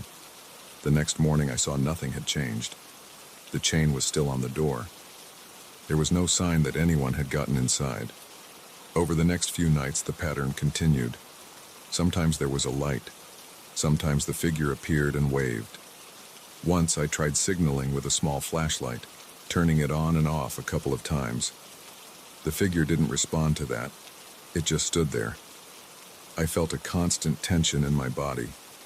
My hands were sweaty. My shoulders felt stiff. I started sleeping less. I would wake up in the middle of the night and check the window. I was always a bit afraid I'd see that figure staring directly at me. Eventually, I decided I had to get inside that building. I'm not proud of it, but I couldn't take the uncertainty anymore. I found a pry bar at a local hardware store. One night around 2 a.m., I dressed in dark clothes and walked across the street. My heart was pounding. I kept looking around, making sure no one was watching me. I went to the back door, the one with the boards. I wedged the pry bar under the edge of a loose board and pulled slowly. The wood cracked a bit. I froze, listening for any sound. The street was quiet. I tried again, pulling harder. The board came loose enough for me to slip inside. I pushed myself through the gap and found myself in a dark hallway. The air inside the building was stale. It smelled like dust and mold. My steps echoed on a bare floor. I took out my phone and used its flashlight. The hallway led to a set of stairs going up. I moved slowly, trying not to make any noise. My throat was dry. I kept swallowing, trying to keep calm. On the second floor, I saw old doors lining a corridor. They were all closed. The paint was chipping. Some door handles were missing. I heard a faint creaking sound above me. I froze and looked up. The ceiling was dark. I couldn't see anything. I continued up to the third floor. When I reached the third floor landing, my heart was beating hard. I felt sweat on my back. The hallway looked similar to the one below. I counted the doors. I tried to figure out which apartment faced my own apartment window. The building layout was simple, and I guessed it was the second door from the left. I walked up to it. The door was slightly ajar. I could see a tiny bit of light coming from inside. I pushed the door gently, holding my phone with my other hand. Inside was a small, empty living room. There was a single wooden chair in front of the window. A small, battery-powered lamp sat on the floor beside the chair. The lamp was on, casting a weak yellow light. I looked around the room. The walls were bare. The floor had dust and some scattered debris. There was no furniture except that chair and the lamp. I approached the window and looked out. I could see my own apartment building across the street. My window blinds were up. I could see my room clearly from here. My apartment looked empty and quiet. I turned around. There was no one in the room. I checked a small closet. Nothing. I listened carefully. I heard a faint scraping sound in the hallway. I rushed out, shining my phone's light down the corridor. I saw a shape at the far end. It moved around the corner. I followed it. My shoes kicked up dust. I tried to be quiet, but my breathing was loud. I reached the corner and looked around. There was nothing but another hallway with closed doors. I tried one door. It was locked. I tried another. It opened into a bare room with nothing inside. I stepped back into the hallway. Then I heard a footstep behind me. I spun around. I saw a figure at the other end, near the staircase. It was dark, just a silhouette. I could hear my own breathing, fast and shallow. I didn't say anything. I didn't know what to say. The figure stepped back around the corner and out of sight. I wanted to call out, but I couldn't bring myself to speak. I walked towards the staircase, shining my light ahead. When I turned the corner, the staircase was empty. I stood there, feeling my heart pound. I didn't know who was in here with me, and I didn't know what they wanted. I just wanted to leave. I backed away slowly, heading towards the apartment with the lamp. When I looked inside again, the lamp was off now. I hadn't heard anyone enter. I couldn't see where they might have gone. The chair was still there, facing my building. I left the apartment and moved quickly down the stairs. I kept checking behind me. I heard no one following. When I reached the ground floor, I slipped back out through the gap I made in the boards. I stood in the alley for a minute, breathing hard, my heart still racing. Then I hurried back to my apartment. I locked my door and didn't turn on any lights. I went straight to the window and looked across the street. The building was dark. No lights showed. No silhouette in the window. I watched for a long time, maybe an hour. Nothing changed. Eventually, I closed my blinds. I sat on my couch and tried to calm down. I wiped sweat from my forehead with my sleeve. I still didn't know what was going on over there. Someone had been inside that building, but I didn't see a face, didn't hear a voice. I just saw that figure and that lamp. They knew I was watching. They waved at me. They set up a lamp and a chair to face my apartment. It made no sense. In the following days, I kept checking the windows at night, but I saw no more lights. The building stayed dark. I never saw the figure again. I thought about calling the police again, but what would I tell them now? That I broke in and saw someone who disappeared? I decided to let it go. I started closing my blinds early in the evening. I stopped staring out my window at night. I tried not to think about that place anymore. I never found out who it was or what they wanted. The building is still there, empty and boarded up. I don't look at it much. It's easier that way. But sometimes, when I'm about to fall asleep, I think about that night. I can still feel the tension in my arms and chest. I can still see the shape waving at me. I can still smell the dust and mold inside those halls. I'm just glad I got out of there without any trouble. I keep my distance now, that's all I can do.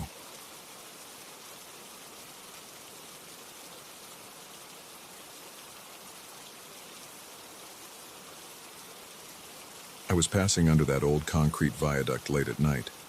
The area smelled like damp stones and stale air.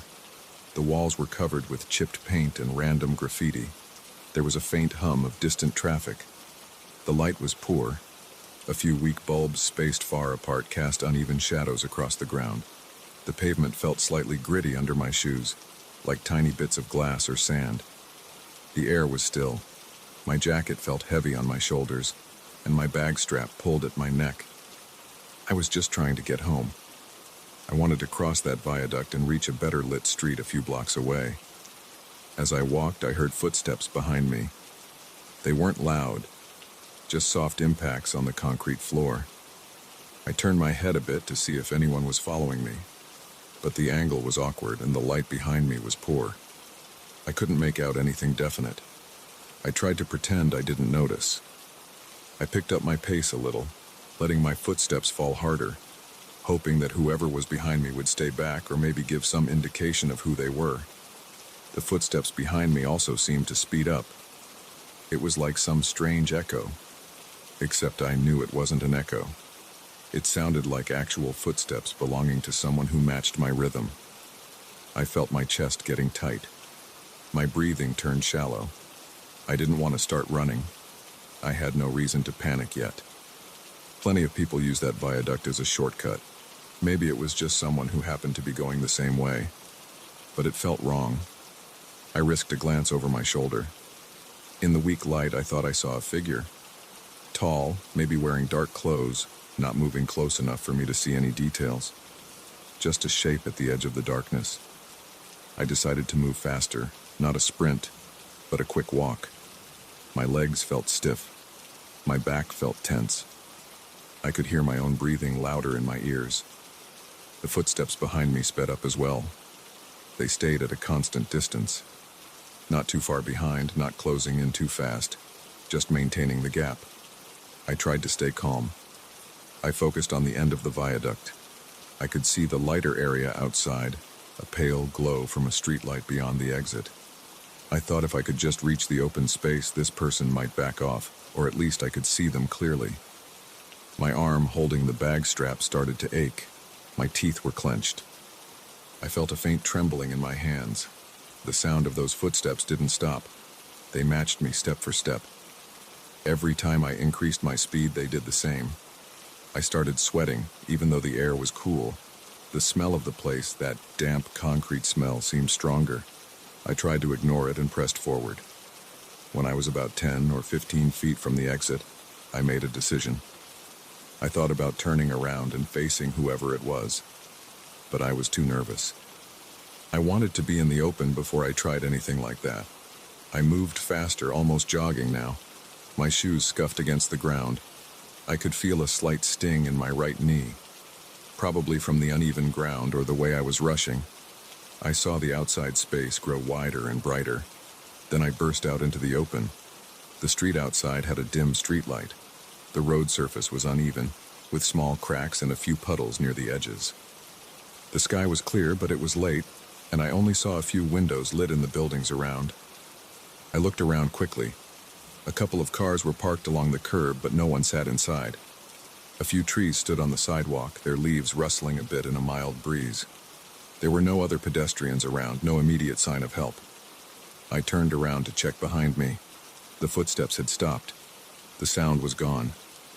It was suddenly silent, except for a distant car engine somewhere far away. That silence made the hair on my neck stand up. Inside the tunnel, under that viaduct, stood a figure. I could see it now more clearly because the streetlight behind me, and maybe some reflection from a nearby window, gave a better outline. The figure stood at the entrance of the viaduct, right where I had come out, just a few feet inside the darkness. He didn't move. He was facing me. I couldn't see his features. He had some kind of hood or maybe a cap that shaded his face. He looked tall, with a broad frame. His arms hung at his sides, not raised, not fidgeting. He just stood there and stared. Or at least I assumed he was staring. I couldn't see his eyes. I felt my heart pounding hard. My legs felt weak and my stomach felt tight. My throat was dry. I wanted to say something, but my voice felt trapped. I raised my hand slightly, not waving, just lifting it a bit, as if I was about to speak. The figure didn't respond. He stayed perfectly still. I heard no breathing, no movement. Nothing. Behind him, the viaduct looked darker than before, like a long black corridor that led nowhere. I stepped backward a few steps, keeping my eyes on him. I stood near the streetlight now, my shadow stretching behind me on the pavement. My foot hit a small rock or piece of debris, and I flinched at the noise. The figure still didn't move. He just stood there, as if waiting. I thought about calling out, maybe asking what he wanted, but I was afraid of provoking him. I wondered if he had followed me just to scare me, or if he wanted something more. I thought about my wallet and my phone in my pocket. I had a few bills, nothing much. I wasn't carrying anything valuable except maybe my phone. I considered if he might be a mugger, but why just stand there now, not making a move? I backed away another few steps until I reached the curb.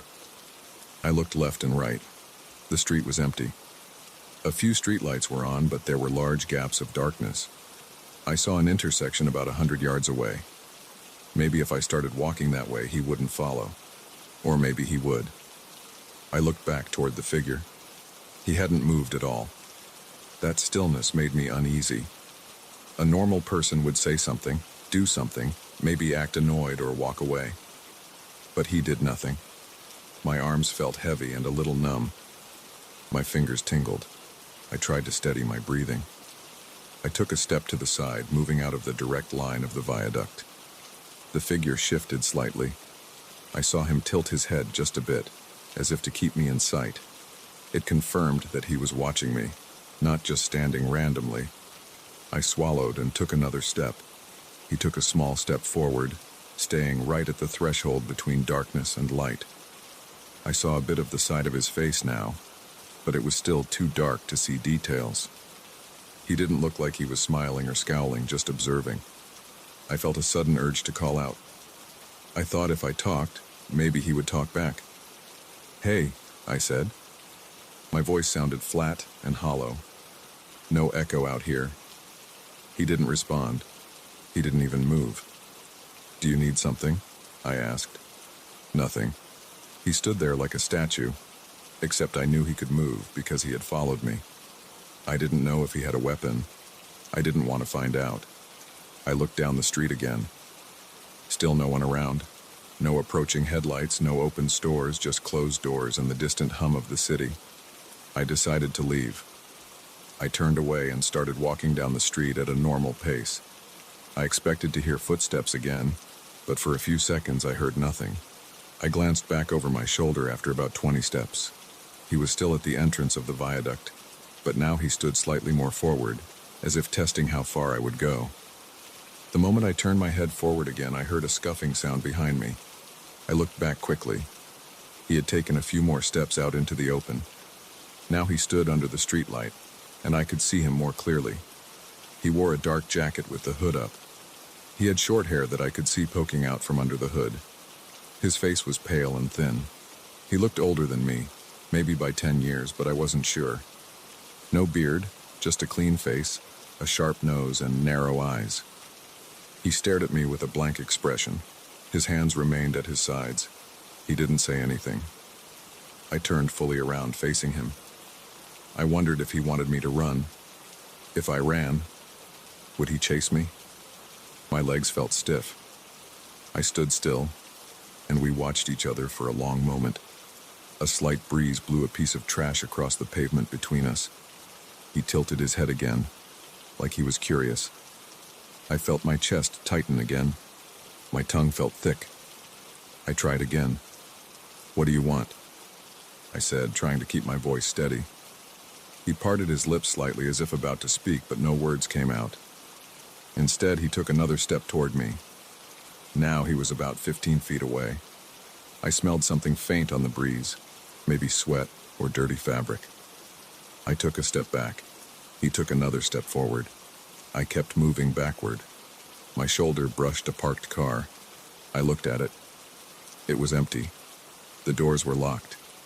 I didn't want to break into anything or cause a scene.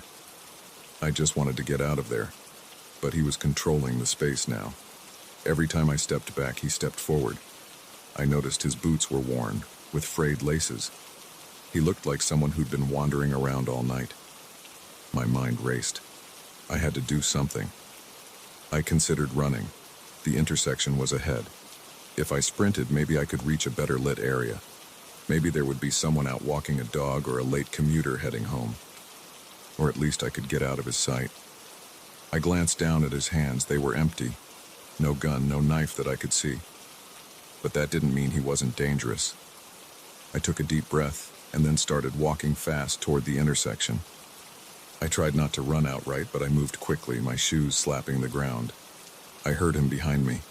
Now his footsteps were back, matching my pace again. I looked over my shoulder.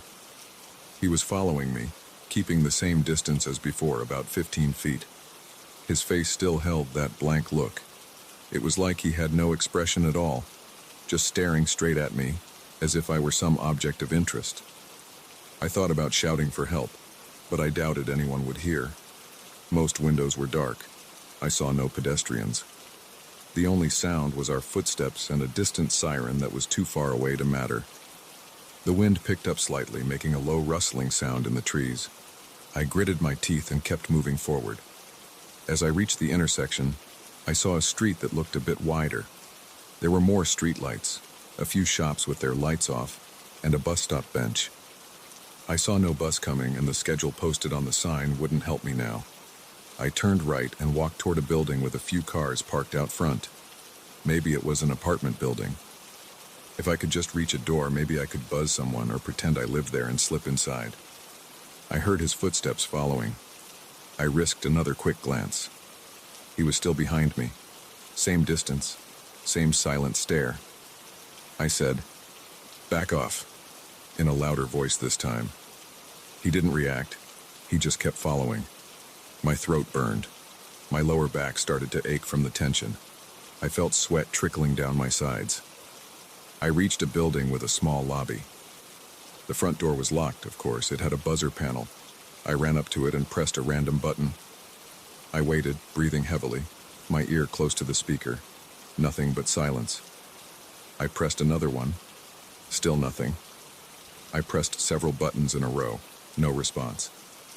He stood about 15 feet away on the sidewalk, watching me, not speaking. I turned around, keeping my back against the door. He took a step forward. I swallowed hard and said, "Look, I don't know what you want. Just leave me alone." He stood there, not moving.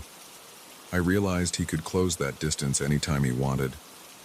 I realized I had no plan. I couldn't stay trapped here. I looked to my left and right. There was a small alley beside the building. If I tried that, would he follow me in there?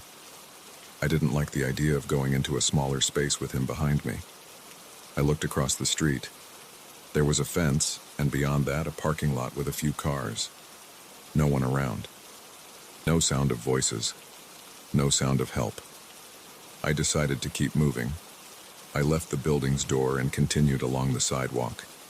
He followed, always the same distance. I wondered if he would ever speak, or if I would ever get rid of him. My heart was still pounding. I tried to keep my breathing steady. I passed under another streetlight. I noticed that his shadow stretched on the ground behind him. He was definitely real, definitely a person, not some trick of the light. His boots scraped the pavement as he walked. After several blocks, we reached a corner with a convenience store. The store's lights were off, but there might be a back entrance or something. I approached it. The door was locked. I pulled on it anyway, rattling it, hoping maybe someone inside would hear. Nothing. I looked back. He stood a few steps away, not getting any closer than before, just waiting. I felt my legs shaking. My mouth was dry. I considered speaking again, but it felt pointless. He hadn't responded before. I walked around the building, sticking close to the wall. He followed. On the other side of the building, I found a narrow walkway leading to another street. This one had slightly better lighting. I saw a sign for a laundromat about half a block away. If the laundromat was open, maybe I could find people inside. I hurried toward it. The footsteps behind me continued at the same pace. As I approached the laundromat, I saw the lights were on. I saw movement inside through the big glass windows. My chest loosened a bit. I reached the door and pulled it open. Warm air hit my face. I smelled detergent and fabric softener. A couple of people were inside doing laundry, folding clothes, minding their own business. I stepped inside, letting the door close behind me. I took a quick look outside through the glass. The figure stopped outside on the sidewalk, just beyond the glow of the laundromat's fluorescent lights. He didn't come inside. He stood there, looking at me through the glass for a moment. I stayed near the door, breathing heavily, trying to calm down. He stared for a few seconds, then he stepped back into the darkness. I watched him go until I couldn't see him anymore. I waited, heart still pounding, until I felt safe enough to move away from the door. I didn't know where he went. I just knew he wasn't there right now. I stayed in that laundromat for a while, sitting on a plastic chair, catching my breath, my hands still shaking a bit. I felt sweat drying on my forehead. The people inside barely glanced at me. I didn't tell them what happened. I didn't know how to explain it without sounding strange. After some time, I thought about leaving, maybe taking a different route home, staying on main streets, well-lit areas, anywhere but under a dark viaduct. I didn't know who that figure was or what he wanted, but I felt relieved that I'd gotten away from him. I stood up, adjusted my bag strap, and stepped outside again, looking both ways before I moved. He was gone.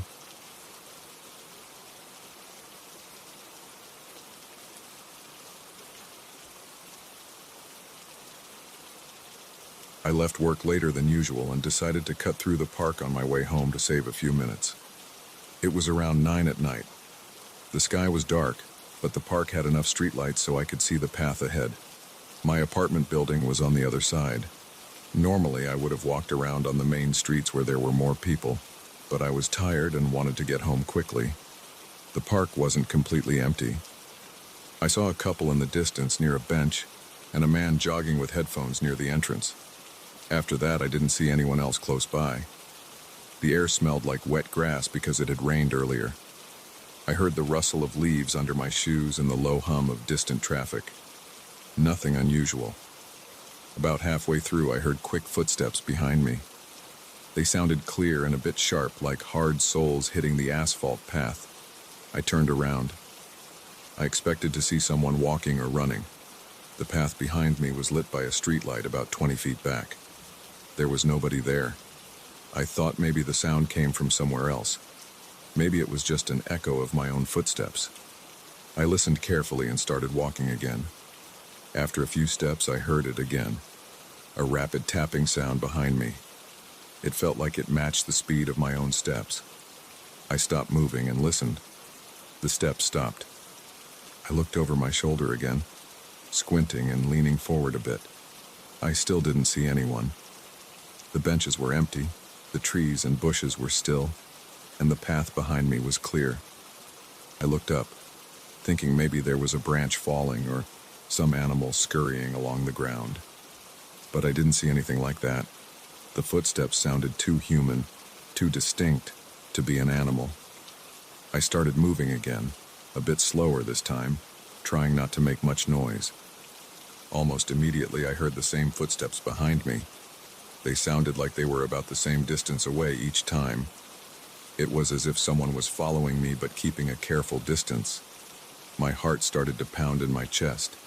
I felt a sudden tightness in my stomach. I tried to swallow, but my throat felt dry. I didn't want to run yet. I thought maybe I was imagining it, or maybe I had passed by someone who was now behind me but out of my sight. I decided to change direction. Instead of following the main path, I took a left turn onto a smaller path that curved around a group of tall bushes. As I turned, I listened for those footsteps. They changed direction too. The sound followed my turn. Now I was sure something was off. I stopped again. No footsteps. I took a single step forward. One step sounded behind me. I stopped. The steps stopped.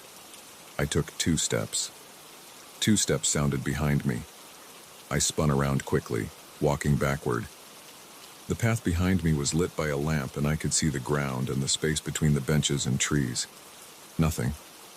No one. I felt my breathing get heavier. I could feel a slight sweat forming on my forehead and on my palms. I wiped my hands on my pants and tried to calm down. I decided to try something else. I stepped onto the grass beside the path, hoping the footsteps wouldn't follow on the grass if they were just an echo. I took 3 steps on the grass, moving slowly. I heard 3 clear steps behind me, still sounding like hard shoes on asphalt even though I was no longer walking on the asphalt path. I glanced down at my own shoes. I was wearing sneakers with soft soles, not hard shoes. The sound didn't match my own footsteps at all. I wasn't making that sound. Something else was. My mind raced. I considered calling out, asking who was there, but I didn't want to show fear. Instead, I pulled out my phone. I tapped the screen to check my signal. It was weak, but I had 1 or 2 bars. I thought about calling someone, maybe a friend who lived nearby, but I didn't want to stand still. The idea of standing still in the dark, in the middle of the park, made me feel vulnerable. I kept walking, turning left and right, trying to confuse whoever was behind me. The footsteps always matched my movement. I walked faster. The footsteps also sped up. I slowed down, and they slowed down. I tried a sudden jump forward to catch whoever it was off guard. I jumped forward 3 steps and spun around quickly, hoping to see them move into the light. There was no one. The path was empty. The grass was empty. The benches were empty. I looked up at the trees. The branches swayed a little from a light breeze, but there was no one hiding there. I felt a chill run through my arms and up my neck. My mouth felt dry. I tried to clear my throat, but it just made a raspy sound. My legs felt tense. I flexed my hands, trying to control my breathing. I took a deep breath and decided to do something more direct. I spoke loudly. "Hey, I know you're there." My voice sounded shaky to me. I waited. No response. No footsteps at that moment because I was standing still. Just silence. The couple I had seen earlier was too far away by now. The jogger was gone. I didn't see anyone else. I tried to think of a reason for these noises. Maybe it was some kind of prank. Maybe there were hidden speakers. Maybe someone was messing with me. But that idea didn't make sense. The footsteps responded to my every movement. If I stepped twice, they stepped twice. If I paused, they paused. Whoever or whatever it was reacting instantly to me. That kind of prank would be complicated. My hand holding the phone was shaking a bit. I pressed the side of the phone against my leg to steady it. I decided to leave the park as soon as possible. The exit I usually took was straight ahead and then to the right. It would take about 5 more minutes walking fast. I walked forward again, this time without stopping. The footsteps followed. They stayed behind me at the same distance. Every time I increased my pace, they matched it. Every time I slowed down, they slowed down. I tried to run a bit, not a full sprint, just a quick jog. I heard the footsteps jog behind me. They weren't heavy or soft. They were medium in volume, like normal footsteps, but I couldn't see anyone making them. I felt my chest tighten again. I looked to the sides for anyone who might be doing this. Maybe someone was mimicking my footsteps but staying hidden behind a tree or a bush. But to remain hidden so well, they would need to run from cover to cover. I would have seen movement. The park was not that dense. There were open spaces between the trees, and the bushes weren't tall enough to hide a person running. I reached a small wooden bridge that crossed over a narrow stream. I stopped at the start of the bridge and turned around again. Nothing. The path behind me was empty. I listened carefully. I stepped onto the wooden planks of the bridge. The footsteps sounded right behind me, also on wood. I turned quickly. Empty bridge. Empty path. I looked down through the gaps in the bridge. The stream was dark, but I could see the reflection of the lamps. No one was under the bridge. I felt sweat on my back. My shirt was sticking to my skin. I realized that standing around wasn't helping. I pushed forward, crossing the bridge and moving toward the exit of the park. The footsteps never stopped. I tried walking in a zigzag pattern on the path. The footsteps matched my every turn. I stepped off the path onto the grass and back onto the path. The footsteps stayed right behind me, always sounding like they were a few feet behind, never closer, never farther. It was like they were attached to me. I tried talking again, this time louder. "What do you want?" My voice echoed a bit among the trees. I heard the distant noise of a passing car on a nearby street. No reply. I considered calling the police, but what would I say? That I heard footsteps and nobody was there? They might send someone, but by the time they arrived, maybe the sound would be gone. Also, I wasn't in immediate danger as far as I could tell. The footsteps never tried to touch me or attack me, but I didn't feel safe. I passed a trash can and a lamp. The park gate was not far. I could see the streetlights outside the park. I focused on reaching that gate. I tightened my grip on my phone and walked faster. The footsteps followed right behind. My throat felt sore from the tension. I kept my eyes forward because looking back did nothing. Every time I looked, I saw nothing. It was just empty space and the sound of steps that didn't belong to any visible person. When I finally reached the park gate, I stepped onto the sidewalk outside the park. At that moment, I noticed something strange. The footsteps did not continue on the concrete sidewalk outside the park. I stood there for a moment, watching the park behind me. There was no one there. I took a step on the sidewalk. Only my own step echoed. I took another step. Just me. There were no more mysterious footsteps. I didn't relax right away. I looked around. The street outside had a few people in the distance. A car passed by. Two men walked on the opposite sidewalk talking to each other. They looked normal. I heard their voices. I heard their footsteps. They matched their bodies and their shoes. I looked back at the park gate. The park looked empty behind me, at least in the area where I came from. The lampposts lit the asphalt path, the benches, the trash cans, and the small bridge. Nothing else moved. I felt the tension leaving my shoulders slowly, but I was still on edge. I took a deep breath and wiped sweat from my forehead. I stood near a lamp on the sidewalk outside the park for a minute or two, checking my surroundings. No suspicious people. No weird sounds. My phone still had weak signal, so I walked a bit farther along the street until I got a better signal. Then I called a friend. I kept my voice low. I said I had a strange experience and just wanted to talk to someone until I got home. I didn't give details. I just said I felt creeped out in the park. My friend asked if I wanted him to pick me up, but I said I was fine. Just wanted to hear a familiar voice. As I walked home along the sidewalk, I kept glancing back over my shoulder. I didn't hear those footsteps anymore. I only heard occasional cars, distant voices, and the normal sounds of the city at night. When I finally reached my apartment building, I felt relieved. The lobby was quiet. The elevator was empty. In the hallway, I didn't hear anything strange. In my apartment, I locked the door, checked the windows, and turned on some lights. I stood in the middle of my living room and tried to understand what had happened. I sat on the edge of my couch. My legs felt a bit shaky. I rubbed my eyes and leaned forward, elbows on my knees. I tried to replay the events in my head, but I couldn't find a rational explanation. There were footsteps behind me that reacted to my movements, and I never saw who made them. I considered that maybe I had been tired, maybe I had misheard something. But I knew what I heard. It was too clear. It wasn't random noises. It matched every step I took. I decided to leave it alone for the night. I took a shower, trying not to think too much about it. I focused on the hot water hitting my neck and back. Then I dried off, put on clean clothes, and sat in the living room again. I turned on the TV, keeping the volume low. I tried to watch something ordinary to calm myself down. A news channel with some late-night report about traffic conditions was on. I let the voices of the newscasters fill the room. Eventually, I felt more relaxed. But my mind kept jumping back to the memory of those footsteps. I considered going back to the park the next day, maybe during daylight, to check if there was something unusual about the path or maybe a hidden speaker. But it was late, and I didn't want to deal with that right now. I just wanted to sleep, to let my mind rest. Before going to bed, I double-checked the front door and windows. Everything was locked. I turned off the lights and climbed into bed. I stared at the ceiling for a while.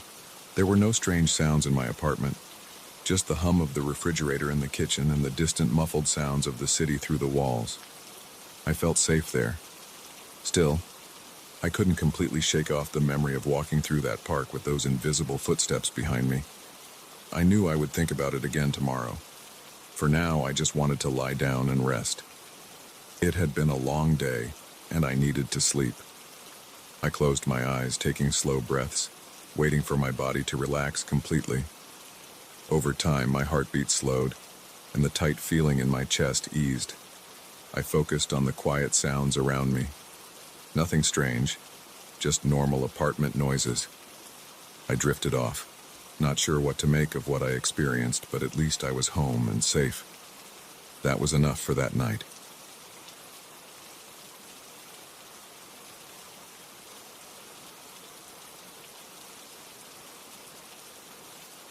I woke up on a Monday morning and saw 3 missed calls on my phone. All of them came around 3 a.m. I had my phone on silent mode because I don't like being disturbed when I'm sleeping. I remember sitting up in bed and staring at the screen. My room was dark. I had the curtain closed. I could see a bit of light from the street lamp outside shining through a small gap in the fabric. I checked the caller ID, but it said, "Unknown number." I tried calling back, but there was no answer. I felt a slight irritation, but I didn't think much of it. It was just some spam call, I told myself, or maybe a wrong number. I got out of bed, took a quick shower, and got dressed. I prepared some coffee in the kitchen and drank it in silence. My apartment was small and quiet. I had a bedroom, a living room connected to a tiny kitchen and a bathroom. Nothing special. After my coffee, I left for work. I work in a small office in town handling data entry and some customer service stuff. It's not an exciting job, but it pays the bills.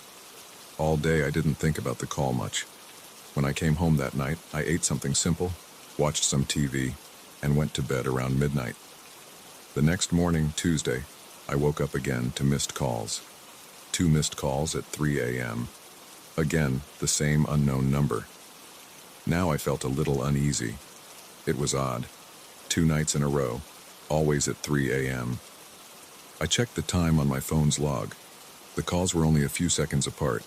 I tried calling back again, but there was no answer. There was no voicemail either. I tried to ignore it, but during the day at work, I kept thinking about it. Why would someone call me at 3 a.m. and not say anything? I considered blocking unknown numbers, but I also felt curious. Maybe someone I know got a new phone. But who would do that in the middle of the night? That night, I made sure my phone's ringer was on but low. I wanted to see if I would wake up during the call. I went to bed around 11. My sleep was normal until I rolled over and checked my phone in the morning. Once again, I had a missed call at 3 a.m., just one this time. My ringer was on, but I slept right through it. That bothered me. I'm not a heavy sleeper. Usually, if the phone rings, I hear it. But I didn't hear a thing. The call history said the call lasted a few seconds before ending. Unknown number, 3 a.m. exactly. On Thursday night, I decided to stay awake until 3 a.m. I wanted to see what would happen if I picked up. I drank coffee around midnight and turned on the TV. I sat on the couch with my phone next to me on the coffee table. I watched some boring late-night shows, keeping the volume low. Around 2:50 a.m., I started feeling nervous. I stared at my phone's screen, waiting for something to happen. My heart was beating a bit faster than normal. I didn't like the feeling. It reminded me of waiting for a test result, or waiting for someone you don't want to see. Then, at 3 a.m. on the dot, my phone rang. The sound was louder than I expected, even though I had left it on a low volume. I picked it up right away. I pressed the answer button and brought the phone to my ear. I didn't say anything at first. I listened. There was static, the kind of static you hear when there's no clear signal. Under the static, I heard something else. A whisper. I couldn't make out the words at first. I said, "Hello?" into the phone. The whisper paused. Then I heard it more clearly. "I can see you." It was a rough voice, like someone speaking very softly through clenched teeth. I froze and didn't say anything. The line went dead. My mouth felt dry. I stood up from the couch and looked around my apartment. The lights were off except for the TV. I rushed to the window and looked outside. The street was empty. There was no one at the bus stop across the street. No cars parked nearby that looked suspicious. I closed the curtain and made sure the door was locked. I felt my heart pounding. I tried to think logically. Maybe it was some kind of prank. Maybe a friend trying to scare me.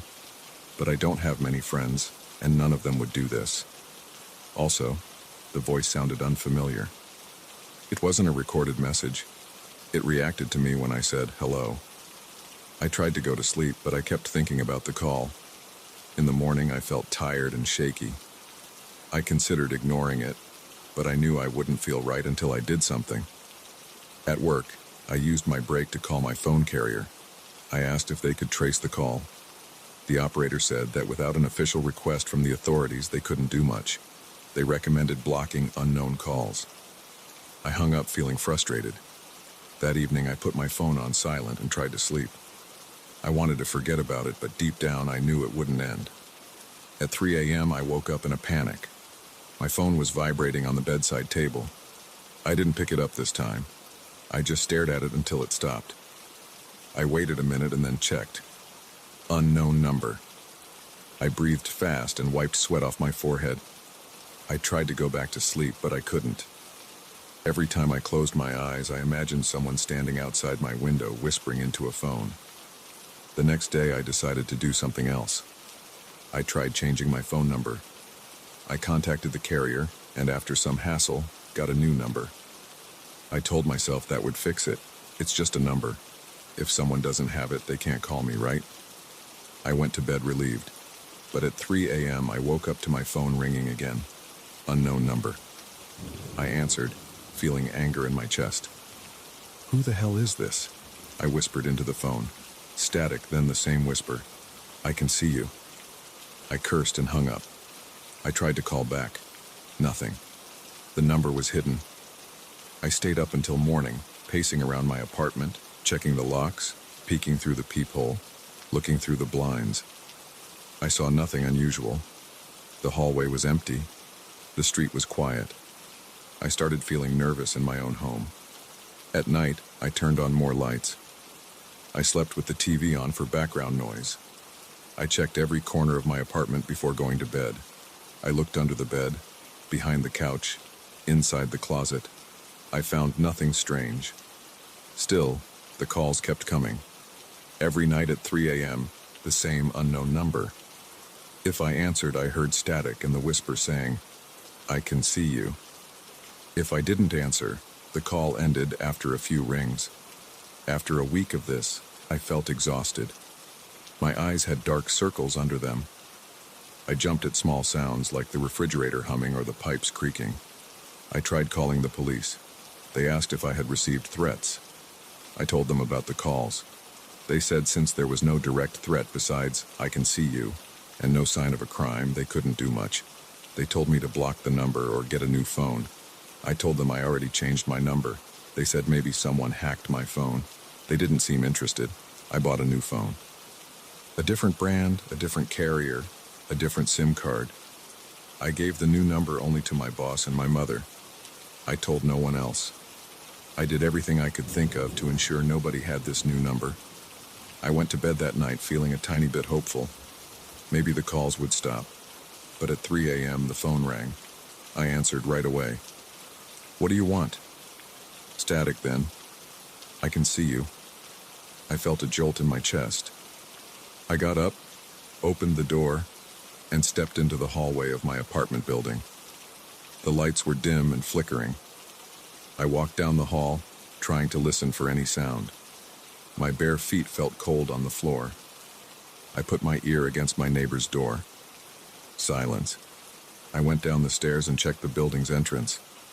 The door was locked. I looked through the glass at the empty street outside. No one was there. I went back to my apartment and pushed a chair against the door. I checked every window. They were locked. I could see the glow of the street lamp through the blinds. I stared at it for a while. Nothing moved outside. I felt like I was going crazy. Who could be doing this? How did they get my number again? How did they know where I was or what I was doing? The next night I decided to try something different. I turned off all the lights and sat in front of the window at 2:50 a.m. I didn't turn on the TV. I didn't drink coffee. I just sat there, phone in my hand, looking out through a small gap in the curtain. I wanted to see if someone was outside calling me. At 3 a.m. the phone rang. I answered it without taking my eyes off the street. "I can see you," the voice whispered. I looked carefully at everything outside. The sidewalk was empty. No parked cars. No movement at all. I felt my hands shaking. I gripped the phone tightly. I said, "Where are you?" Silence, then static. The call ended. I kept watching. Nothing changed outside. I waited for an hour, just staring. No one appeared. I finally gave up and went to bed. My head was pounding, and my stomach felt uneasy. The following night, I tried recording the call. I set up my old phone to record the audio through its microphone. At 3 a.m. the call came. I answered and placed it on speaker. Static, then the whisper, "I can see you." I stayed silent. I tried to keep the call going by not hanging up. I said, "What do you want?" No response. The whisper didn't repeat itself. The static continued for a few seconds, then the call ended. I stopped the recording and played it back. The static was there. The whisper was there. I couldn't identify the voice. I tried showing it to a coworker the next day, asking if they recognized the voice. They just said it sounded like someone messing with me. That didn't help. My apartment started to feel uncomfortable. I put more locks on my door. I sealed the windows with thicker curtains. I started sleeping with a kitchen knife on my bedside table. I left the TV on all night for noise. The call still came at 3 a.m. I thought about going to a hotel, but I realized it wouldn't help. The caller had my number. They would call wherever I went. I tried turning my phone off before 3 a.m. When I turned it on in the morning, I had no missed calls. But the next night when I turned it off, the same happened. No missed calls. I started sleeping with my phone off, thinking maybe this would give me some peace. But that only gave me temporary relief. I knew the moment I turned it back on, the calls could start again. After a couple of days, I started leaving my phone off all night and turning it on late in the morning. I tried to relax. I tried to pretend nothing was happening. But I noticed something strange. One night, around 2:30 a.m., I woke up to use the bathroom. As I passed my living room window, I thought I saw a shape outside on the sidewalk. I stepped closer and looked through a tiny gap in the curtain. It was dark, but I saw a figure standing near the lamppost. I couldn't see any details, just the outline of a person. I froze and watched. The figure stood still for a minute, then walked away down the street. I waited a few minutes, then went to check the street from another window. It was empty again. I tried to tell myself it was just a random person walking home late at night, but it bothered me. The next morning, I turned on my phone. No missed calls. That night, I turned my phone off again. I couldn't bring myself to turn it on at 3 a.m. I was too scared. I just lay in bed listening for any sound outside. I heard nothing unusual, just the low hum of traffic in the distance. On the following night, I finally turned on my phone at 2:50 a.m. I wanted to face it again. I sat in my living room, all the lights off, peeking through the curtain. At 3 a.m., the phone rang. I answered. Static, then the whisper, "I can see you." I looked outside and saw no one. I said nothing. I held my breath. After a few seconds, the static ended, and the line went dead. I lowered the phone and watched the street. After a few minutes, a figure came into view under the street lamp. They stood there for about 30 seconds. I couldn't see their face or clothing details. It was too dark. Then they walked away, disappearing into the shadows. I stayed up until sunrise, staring at that spot. Nothing happened again that night. When morning came, I showered, got dressed, and left for work like usual.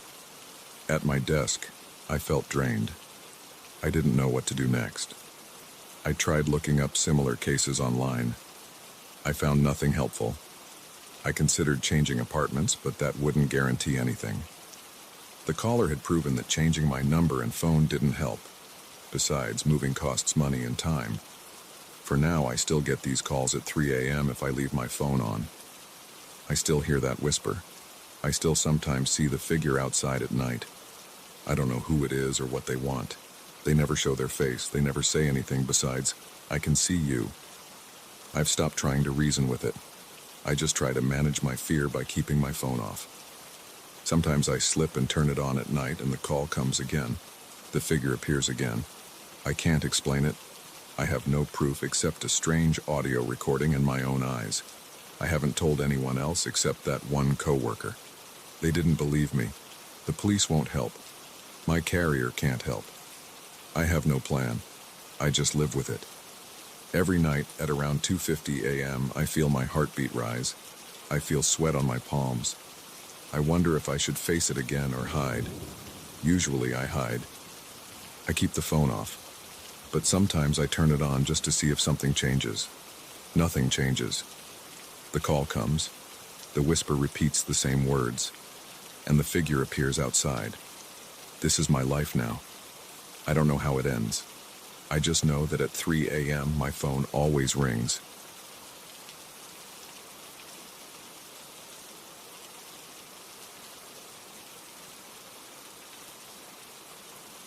I found the mirror on a Sunday afternoon at a flea market on the edge of town.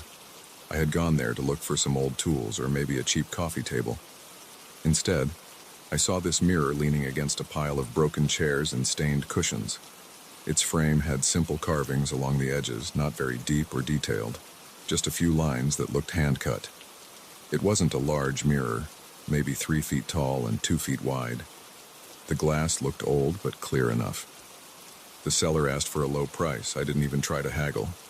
I took it, brought it home, and placed it in the hallway outside my bedroom.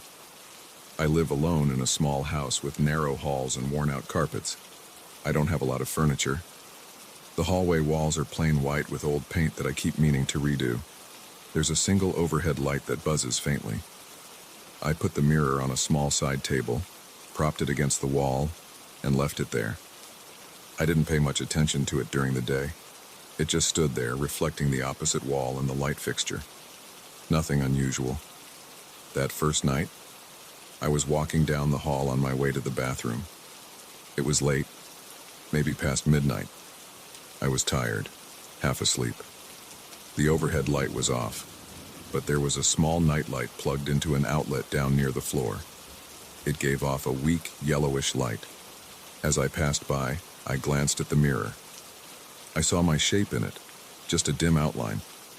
But in the background of the reflection, I thought I saw something move. It was just a quick flicker of shadow. I stopped and looked behind me. Nothing was there. I figured it must have been my own shadow or a trick of the weak light. I shrugged and continued to the bathroom. The next evening, When I passed by the mirror again at night, I noticed something else. I was just walking through the hall, heading to the kitchen. The house was quiet. I looked into the mirror and saw what looked like a slight change in the background. It didn't show just the hall anymore. It's hard to explain, but the reflection seemed to have a darker corner that didn't line up with the real hallway. The actual hallway has a door leading to a closet on that side, but the mirror's reflection made it look like there was an open space going further back. I stared at it for a few seconds. I turned my head slowly and looked around. The hall didn't have any extra space, it was just a wall and a closed closet door. But in the mirror, I saw a vague shape moving in that dark corner. It looked like a human shape, but not detailed. It was more like a shifting shadow. I felt a tightness in my stomach and a prickling on my scalp. My mouth went dry. I stepped closer to the mirror and reached out, almost touching the glass. The image flickered, and then it was gone, replaced by a normal reflection of me in the hall. I breathed out and cursed under my breath. I tried to ignore it, but over the next few nights it got worse. Each night after the sun went down, whenever I passed that mirror, I would see things in it that didn't match my house. Sometimes I saw shadows where there should only be white walls. Sometimes I saw movement in the corner of the reflection, like someone was walking in a place that didn't exist. I stood there for a while once, trying to catch a clear look, but the moment I focused, it snapped back to normal. It only happened when I was passing by casually, not when I tried to study it directly. I started turning on all the lights in the house at night, just to make sure I saw everything clearly. But that didn't help. One evening, I stood in front of the mirror with the hallway light on and stared. For a few seconds, it reflected me and the hall normally. Then I blinked, and for a brief moment I saw myself standing in a different hall. The background behind me in the reflection wasn't my house. It looked like a hallway with darker walls, maybe wood panels or something old. The lighting in that reflected space was dim and uneven, like it came from a candle or a weak bulb. I tried to step back, but my legs felt stiff. I forced myself to look away, and when I looked again, it was just my normal hallway. After that, I felt uneasy all the time. I felt it during the day too, not just at night. I would walk past the mirror in the morning, and although I didn't see anything strange then, I couldn't forget what happened. I tried moving the mirror. I carried it into the living room and leaned it against the sofa. I thought maybe the hallway's lighting or arrangement was playing tricks on my eyes. But the first night I passed it in the living room, I saw something again. I saw my reflection, but my reflection's eyes were looking somewhere else, not straight at me. They were looking past me, as if at something behind me on the left. I turned around fast, but there was nothing. When I looked back at the mirror, my reflection's eyes were back to normal. I tried to tell myself I was imagining it, maybe I was tired. I cleaned the mirror's surface with glass cleaner. I inspected the back of it, looking for any strange film or two-way glass. It was just old wood and a piece of mirror glass. I tried tapping it, listening for hollow spots. It sounded solid. I placed it back in the hallway because I didn't know where else to put it. It didn't seem right in the living room, and I figured I was overreacting. A few nights later, I woke up thirsty. It was around 2 a.m. I got out of bed and headed to the kitchen for a glass of water. The hallway was dark. I passed the mirror and did my best not to look at it, but I couldn't help a quick glance. I saw a shape again, a tall, dark outline standing behind me. I froze. I looked at the mirror carefully. My reflection stood there, but right behind my reflected shoulder there was a dark figure. It didn't have clear features, it just looked like a person standing very close, almost pressed against my back. I didn't feel anything behind me in reality. No breath, no sound. But in the mirror that shape was there, and I could see it move slightly as if shifting weight from one foot to the other. I felt sweat trickling down my neck. My heart was pounding. I reached behind me with my hand, feeling the empty air. Nothing. I stood like that for maybe 10 seconds, and then the figure in the mirror disappeared. My reflection was alone again. I didn't sleep well after that. I thought about getting rid of the mirror. I considered throwing it out, but I hesitated. Part of me was scared that if I got rid of it, something else would happen. I don't know why I thought that. I guess I just didn't want to disturb whatever was going on. So I left it there. The next night I tried a small test. I stood in front of the mirror and raised my right hand. My reflection did the same. I stepped to the side. It followed. I crouched, stood up. Everything matched. Then I tried something else. I forced myself to look serious, keeping my face neutral. I stood still, watching my expression. For a moment, everything matched perfectly. Then, as I stared at my face, I saw the corners of my reflection's mouth curl upward. It was subtle at first, just a slight movement. My real face was not smiling, but the reflection's face began to form a grin. It was a thin, unnatural smile. I felt my breath catch. I reached up and touched my own face. My lips were pressed together, not moving. The reflection's smile grew wider. It didn't look right. The muscles in my reflection's face didn't move the way a normal face would. It was as if the image was distorting slightly. I stepped back and bumped into the wall. My legs felt shaky. I looked away for a second to steady myself. When I looked back, the reflection was normal again. My body reacted with quick, shallow breathing. I couldn't calm down. I felt my skin tingling and my heart pounding. I went straight to bed, leaving the hallway light on. I didn't sleep much. The next morning, I took the mirror down and carried it into the garage. The garage was dusty and smelled like old cardboard. I leaned the mirror face in against a shelf so I wouldn't have to look at it. I left it there and went about my day, trying to forget about it. I went to work, came back, ate a simple dinner, watched some TV. I avoided going into the garage. It was quiet that night. I slept better, knowing the mirror wasn't in my hallway. But after a couple of days, I got curious. I wondered if maybe the lighting in the hallway had created some kind of optical illusion. Maybe the old glass was warped. Maybe I was tired and seeing things. I decided to check the mirror again.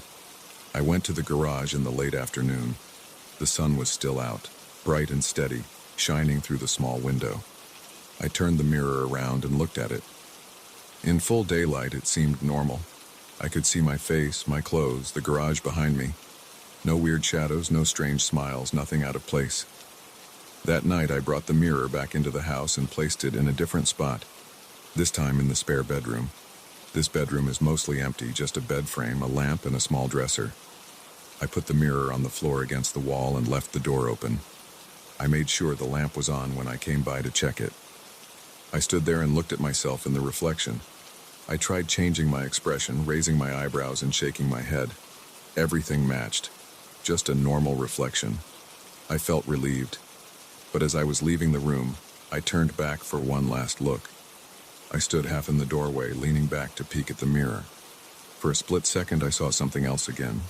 This time, I wasn't even fully in front of it. I was at an angle, but I could see that my reflection's head had turned slightly to watch me as I left. I was sure I had turned my head back straight ahead toward the hallway, but the reflection seemed delayed, as if it took a moment longer to move. By the time I stepped fully back into the room, it was normal again. My reflection moved in sync with me, no delays. My throat felt tight. I decided to cover the mirror that night. I grabbed an old sheet from the closet and threw it over the frame. I went to bed feeling tense. My stomach churned a bit. I couldn't focus on anything else. I just lay there, feeling my heart beat against my pillow. In the morning, I tried something else. I brought the mirror out into the backyard. I leaned it against the fence and looked at it under the bright sunlight. It showed me the yard, the fence, and the trees beyond. Everything seemed normal again. No odd movements, no strange smiles. That night, I left it outside. It didn't rain, so I figured it was fine. Before going to bed, I went out with a flashlight and looked at it. The reflection showed my backyard under the flashlight beam. I didn't see anything unusual. I went back in, feeling a bit calmer. The next day, I brought it inside again. I placed it in the hallway one more time. I wanted to be sure I wasn't losing my mind. Maybe the strange things had stopped.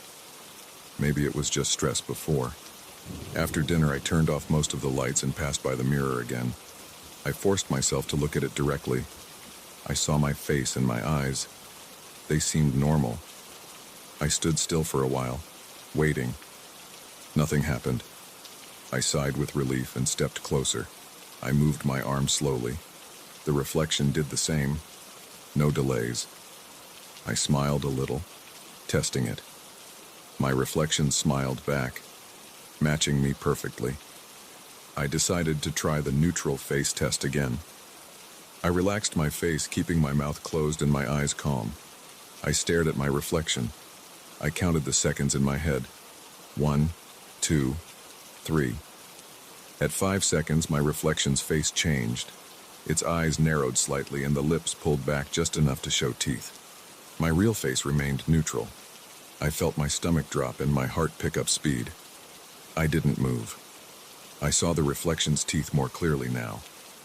They looked like my teeth, but the way they were shown felt forced, like someone pretending to smile without feeling it.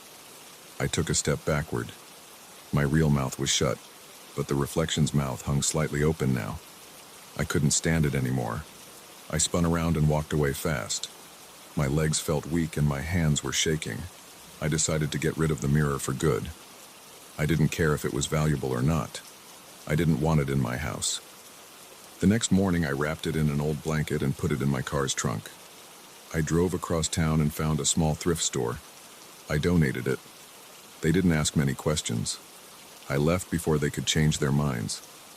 I didn't want to know what would happen to the next person who owned it. I just wanted it gone. No one got hurt, and I didn't hear any news about it afterward. Now my hallway is empty where the mirror used to stand. At night, I still feel a bit uneasy when I walk through there. I sometimes glance at the spot where it stood, expecting to see something move. But there's nothing now. Just a blank wall and a faint buzz from the overhead light. I sleep better without that mirror in the house. I don't know what was wrong with it, and I don't care. I'm just glad it's gone.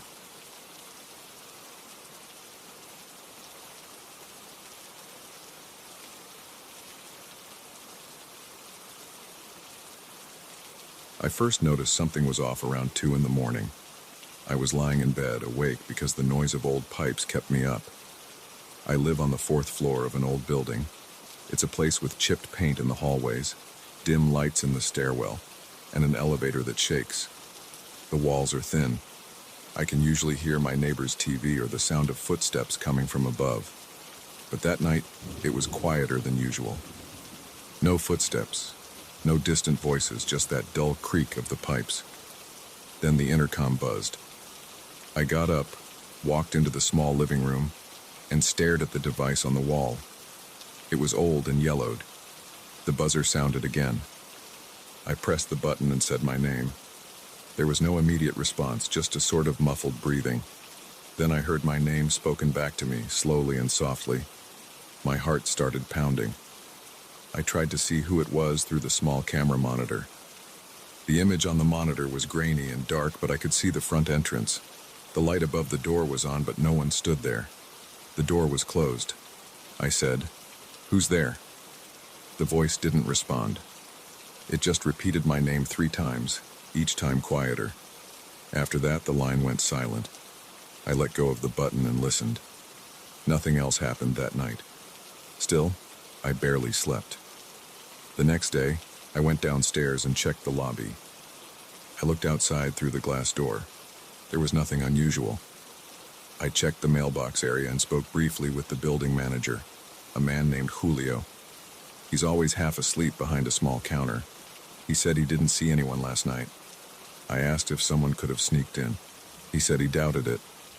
The door locks automatically, and to enter you need a key or someone to buzz you in. He hadn't heard anything, and there's no doorman or security guard. Julio leaves around 10 at night. After that, the lobby stays empty, just a locked door and the intercom system. I went back up to my apartment and tried to forget about it. That night it happened again, around the same time. The buzzer sounded, that sharp sound that cuts through silence. I turned on the light in the living room and walked straight to the intercom. I pressed the button and heard the same muffled breathing. Then my name. It sounded a bit distorted, like someone speaking through a piece of cloth. The camera again showed no one outside. I stared at the monitor. It was a static image of the empty entrance. I asked who it was. The voice just kept repeating my name at uneven intervals, sometimes whispering it, sometimes saying it a bit louder. It gave me chills. I asked if they needed help, but I got no answer. After a minute or so, the sound stopped again. I stood there with my finger on the button, listening to the faint hum of the line. When I released the button, the silence in my apartment felt heavy. By the third night, I decided to record the calls. I took out my phone, set it to record, and waited. When the buzzer sounded again, I was ready. This time, I didn't speak first. I picked up the intercom's handset instead of pressing the button on the panel. I did that because sometimes picking up the handset improved the audio quality. I held my phone close. I heard the same breathing, the same soft voice saying my name. No other words. I asked who it was and got no response. It was the same pattern. After a few repetitions, the call ended. I saved the recording and tried not to think about it too much. I went back to bed, leaving a small lamp on in the corner of the room. I had a hard time sleeping. My chest felt tight, and I kept glancing at the closed door of my apartment. I thought about calling someone, but who would I call at that hour for something like this? The next morning I listened to the recording. It sounded the same as I remembered. A few seconds of silence, the sound of my own breathing, then the stranger's quiet voice. But as I replayed it, I noticed something else. In between the repetitions of my name, there were faint whispers. They were soft and hard to make out. I put my earphones in and turned the volume up. Beneath the voice that kept saying my name, I could hear other voices. They were lower, more distant. I couldn't understand what they were saying at first. I isolated the audio on my computer and played it over and over. After a few listens, I caught a phrase repeated softly. "Don't open the door." I listened again to confirm. Yes, it was clear. Something was whispering, "Don't open the door." The tone was urgent but quiet. My stomach tightened. I felt sweat on my forehead. I had no idea what to think. There was a warning hidden in that recording, several voices overlapping. It was nothing I'd heard with my own ears the night before. My first thought was that I was dealing with a prank. Maybe someone hacked the intercom system. Maybe it was someone in the building playing a joke. I tried to think logically, but I couldn't ignore the feeling that something was wrong. The building was old, with outdated wiring and a simple intercom system. I didn't even know how someone would hack it. And why would they? Most of my neighbors were older folks. I kept to myself and rarely interacted with them. I didn't report it to Julio right away. I just went about my day, trying to distract myself. I went to work, stayed busy, tried not to think about it. But by the time I got home that evening, I felt uneasy. I walked through the lobby, and everything looked normal. The hallway on my floor was quiet. My door was locked as I'd left it. Inside, I checked the intercom panel again. Everything looked normal. I ate a quick meal and watched TV with the volume low. Around midnight, I turned off the lights and stayed in bed, waiting. I didn't want to sleep. I just stared at the ceiling and listened. It happened again at around 2:30. The same buzz. I jumped out of bed and grabbed my phone. This time, I pressed the intercom button and said nothing. I heard my name repeated. I recorded the audio again. My skin prickled as I listened to the voice. It sounded closer somehow, more present. I checked the camera monitor. The entrance was empty. I felt my hand shaking slightly. I left the intercom on without saying anything. After a while, the voice stopped. I released the button and stood there in the dark living room, feeling my heart pound. I didn't sleep at all that night. Next morning, I listened to the new recording. It was similar, but the whispering was easier to distinguish. It sounded like several voices whispering underneath the main voice that said my name. The whispers repeated the same phrase. "Don't open the door." I listened carefully to see if there were more words, but I couldn't make anything else out. I played it again and again, trying to pick up any other clue. Nothing else. Just that warning repeated many times, layered under the main voice. I felt a strong urge to leave the apartment. I considered staying at a hotel, but I didn't want to abandon my place for something that might be a simple prank. Instead, I decided to confront Julio again. I went downstairs in the afternoon and found Julio inside his small office near the mailboxes. I told him I'd been getting strange calls at night. He shrugged and said he hadn't noticed anything. I asked if anyone else complained. He said no. I asked if the security camera recorded anything during those hours. He said the cameras only record on motion and the one at the entrance hadn't picked up anyone standing there. I asked him to check anyway.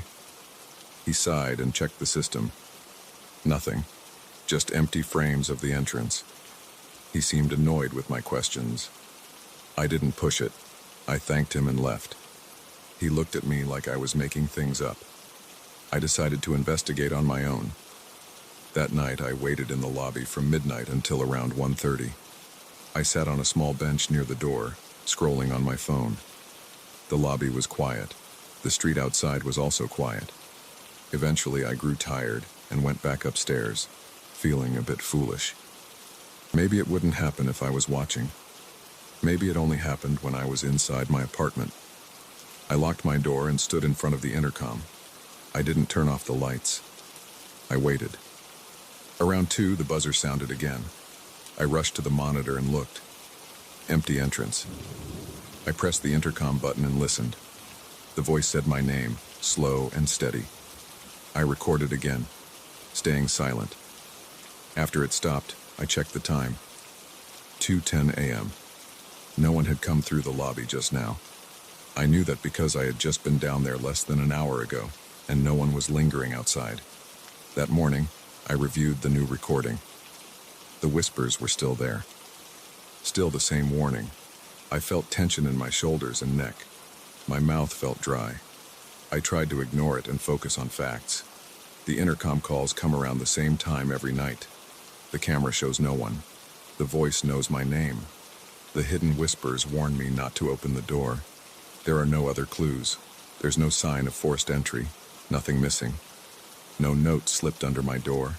No strange smells or footsteps outside. Just these calls. I tried a new approach. I disconnected the intercom unit from the wall and took a look at the wiring. It's just a few colored wires plugged into old connectors. I'm not an electrician, so I couldn't make much sense of it. But I noticed everything looked old and dusty. There was some corrosion on the metal parts. I cleaned it a bit and reconnected it. I hoped maybe that would stop the calls. It didn't. That night, I considered not answering at all. But when the buzzer came, I couldn't help myself. I pressed the button and listened. The voice said my name. I whispered back, "Who are you?" No response, just my name again. I said, "What do you want?" No answer. The main voice faded for a moment, and I listened closely, trying to catch the whispers. I could almost hear them in real time, a faint sound underneath the static. "Don't open the door." My throat tightened.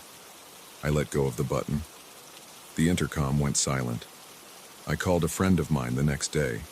His name is Ricardo. He's a practical guy, not easily spooked. I told him about the calls. He said it was probably someone messing with the wiring, maybe tapping into the system from another apartment. He suggested I knock on a few neighbors' doors and ask if they heard anything. I didn't want to bother anyone, but I had to try. I knocked on the door of the apartment across from mine. A woman in her 50s answered. She said she never heard anything. I tried the apartment next to hers. A man in his 60s said no, he hadn't heard strange calls. Everyone was either annoyed or confused. No one had experienced the same thing. I stopped asking. It made me feel more isolated. I called an electrician to check the intercom. He came in the late afternoon. He looked at the wiring and said everything was normal, just old. He tested the line and said it worked fine. I asked if anyone could call my apartment from outside without being seen. He said not without pressing the button at the entrance panel. If someone pressed that button, the camera would show them unless they stood off to the side, but even then, some part of them would appear. The electrician left, and I sat alone in my apartment, staring at the intercom, feeling no closer to understanding this. The next night, I tried to ignore it. I turned up the TV volume, wore headphones, tried to stay awake watching random shows. But around 2 in the morning, the buzzer cut through all the noise. I turned off the TV and listened. My heart was beating fast, and I felt sweat under my arms. I considered not answering, just letting it ring, but the noise wouldn't stop until I pressed the button. I pressed it. The voice said my name. I tried something different. I said, "I won't open the door." The voice went silent for a second. I heard static. Then it said my name again, quieter. I listened for the whispers. This time they sounded louder. "Don't open the door," repeated over and over, overlapping like several people speaking from a distance. I felt my hands shaking. I released the button. The line went dead. I didn't sleep. I just sat in my living room, lights on, listening to the silence. I checked the hallway through the peephole. Nothing. I checked my locks. Everything was secure. The building was silent. The street outside was silent. I felt hungry but didn't want to eat. I didn't trust the silence. I replayed the recording several times, listening with headphones, trying to identify the voices. They sounded like men and women, different ages, maybe neighbors, maybe strangers. I couldn't tell. They only repeated that one phrase. The main voice that said my name was always the same. It sounded genderless, distorted, like filtered through cloth or a heavy scarf. I tried calling Ricardo again, but it was too late in the night. He wouldn't pick up. I sat there waiting for the sun to rise. The faint light of dawn made me feel a bit calmer. I decided not to leave. I decided not to open the door for anyone. If someone buzzed, I wouldn't open. If I heard footsteps, I wouldn't open. If anyone knocked, I would stay quiet. I didn't know what else to do, but I knew I had to follow that warning. Whatever was happening, the only clear message I had was to keep my door closed. The next few nights, the calls kept coming. Every time the buzzer rang, I recorded the calls. The voice kept saying my name. The whispers kept warning me not to open the door. I never answered the voice's questions because it asked none. I never gave it what it wanted because I didn't know what it wanted. I never opened the door. Sometimes the buzzing happened twice in the same night. Sometimes just once. Each time, I watched the monitor. Each time, I saw no one outside. I tried ignoring the calls for a whole night. I let the buzzer ring for a long time until it stopped on its own. Then it would start again 15 minutes later. I had no choice. I had to answer to stop the noise. I became exhausted. I fell asleep during the day and stayed awake at night. After about a week of this, my eyes were red, my hands trembled, and I felt weak. But I kept the door closed and locked. I don't know who is calling me. I don't know how they got my name. I don't know how they hide from the camera. I don't know where the whispers come from or why they warn me every night. But I know what I must do. Not open the door. I stay inside, waiting for morning. I keep my recordings backed up on my computer. I have them labeled by date, each file containing that voice saying my name and those whispers repeating that warning. I don't show them to anyone. I don't know who to trust. For now, I just wait. The building remains old and quiet. The neighbors remain unaware. The electrician found nothing. Julio thinks I'm making it up. My friends wouldn't believe it either. And I don't have proof beyond those recordings. All I can do is stay in my apartment and refuse to open the door. I don't know how long I can keep this up, but I have no choice. The voice calls for me every night, and the whispers never change their message. They tell me not to open the door, so I won't.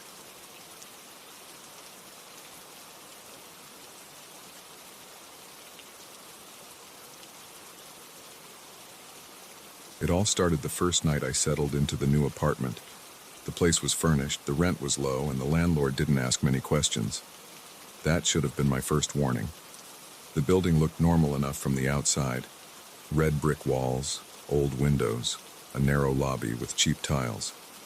Inside, Everything felt quiet, almost too quiet. I remember dropping my suitcase on the living room floor and standing there listening. No sound. No traffic noise, no footsteps, no television, just a low buzz from the kitchen's old fridge. It felt strange, but I tried to push that feeling aside. I walked through the apartment, checking each room. The living room had a small couch, a coffee table with a few scratches, a TV that looked older than me, and a rug that smelled a bit like dust and old wood. The bedroom had a narrow bed, a tall dresser, and a closet with a wooden door that creaked. The bathroom was small and smelled like cleaning products. The kitchen had a tiny dining table, some chipped plates in the cupboard, and a fridge that hummed all night. I remember that on my second day there, I opened the freezer to see if there was any leftover ice cream from the previous tenant. Instead, I found a crumpled photo stuck behind a frozen package of peas. I pulled it out, straightened it against my knee, and saw it showed 3 adults standing in front of a gray building. Their faces looked tired and serious. I didn't recognize them. I placed the photo on the kitchen counter. I couldn't figure out why someone would hide a photo in the freezer. It made no sense, and it made me uneasy. That night, as I lay in bed, I thought I heard something in the hallway outside my door. It sounded like someone walking very slowly. I got up and looked through the peephole. Nothing. The corridor was dark and empty. I told myself that it must have been the old pipes or something like that, but I still felt tense. I turned off the lights and listened. I heard my own heartbeat and the distant hum of the fridge. Eventually, I fell asleep. The next day, I decided to do a deeper check of the apartment. I wanted to understand what kind of person would hide a photo in the freezer. I looked inside cabinets, behind the couch, under the bed. I found nothing unusual, just old dust, some forgotten receipts, and a single sock rolled up behind the couch leg. In the bathroom, I opened the medicine cabinet and saw a few old bandages and half an empty bottle of aspirin. Everything felt normal until I reached the living room floor.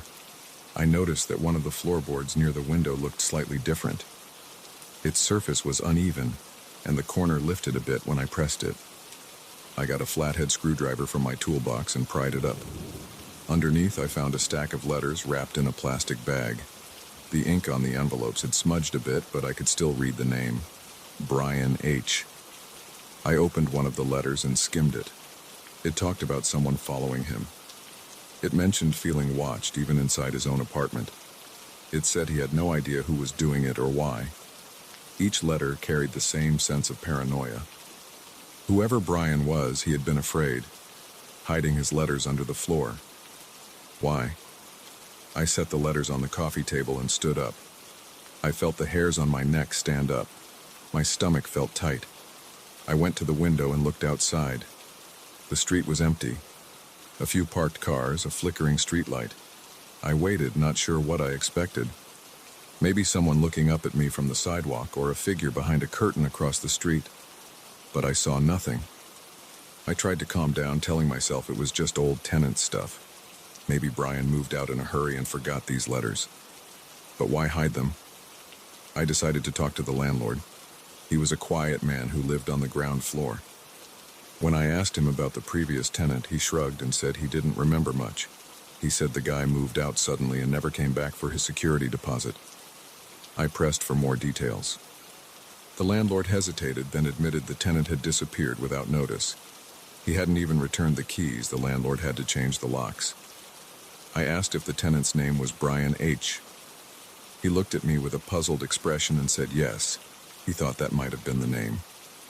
I went back upstairs and locked my door. The apartment felt different now. I looked at the furniture and wondered what else might be hidden. I opened the dresser in the bedroom and checked behind the drawers. I found nothing unusual there. I looked under the bed. Only dust and a crushed soda can. In the closet, I pushed aside hangers and felt along the back wall. Smooth wood. I closed everything and sat on the couch. Around 10 p.m., I turned off the TV and got ready for bed. That night, I heard something again. This time, it sounded like breathing, very faint, as if someone stood just outside the window. I rolled out of bed and crept to the window, trying not to make noise.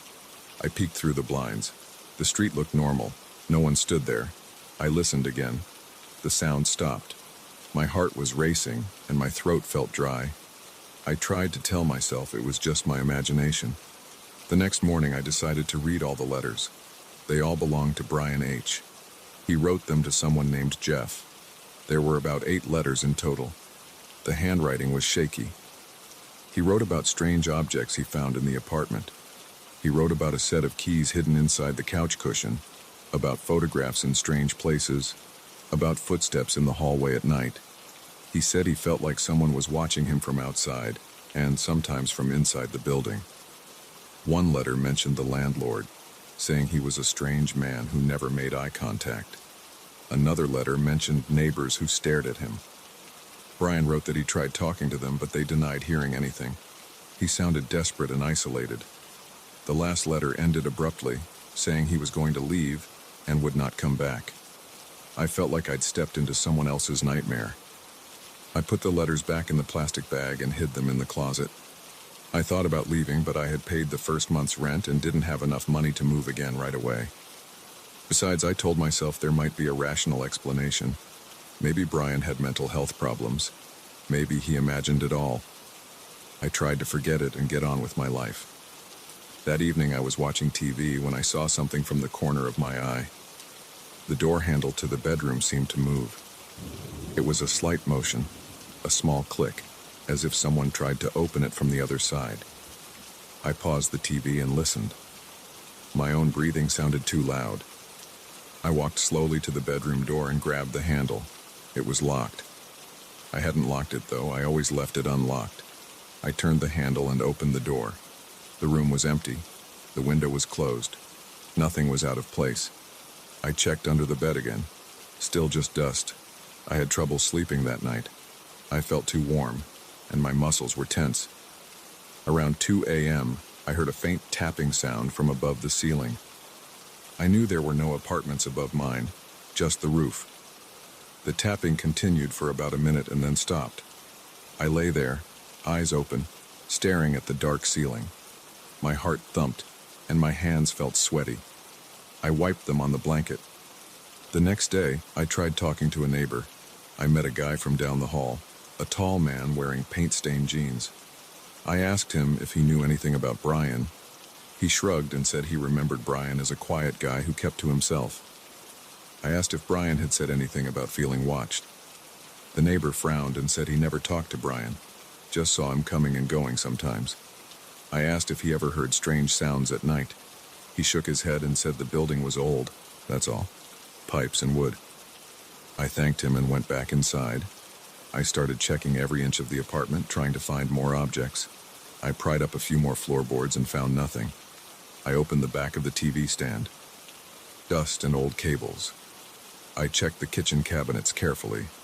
Under the sink, I found a small metal box with a lock. I tried opening it with a kitchen knife.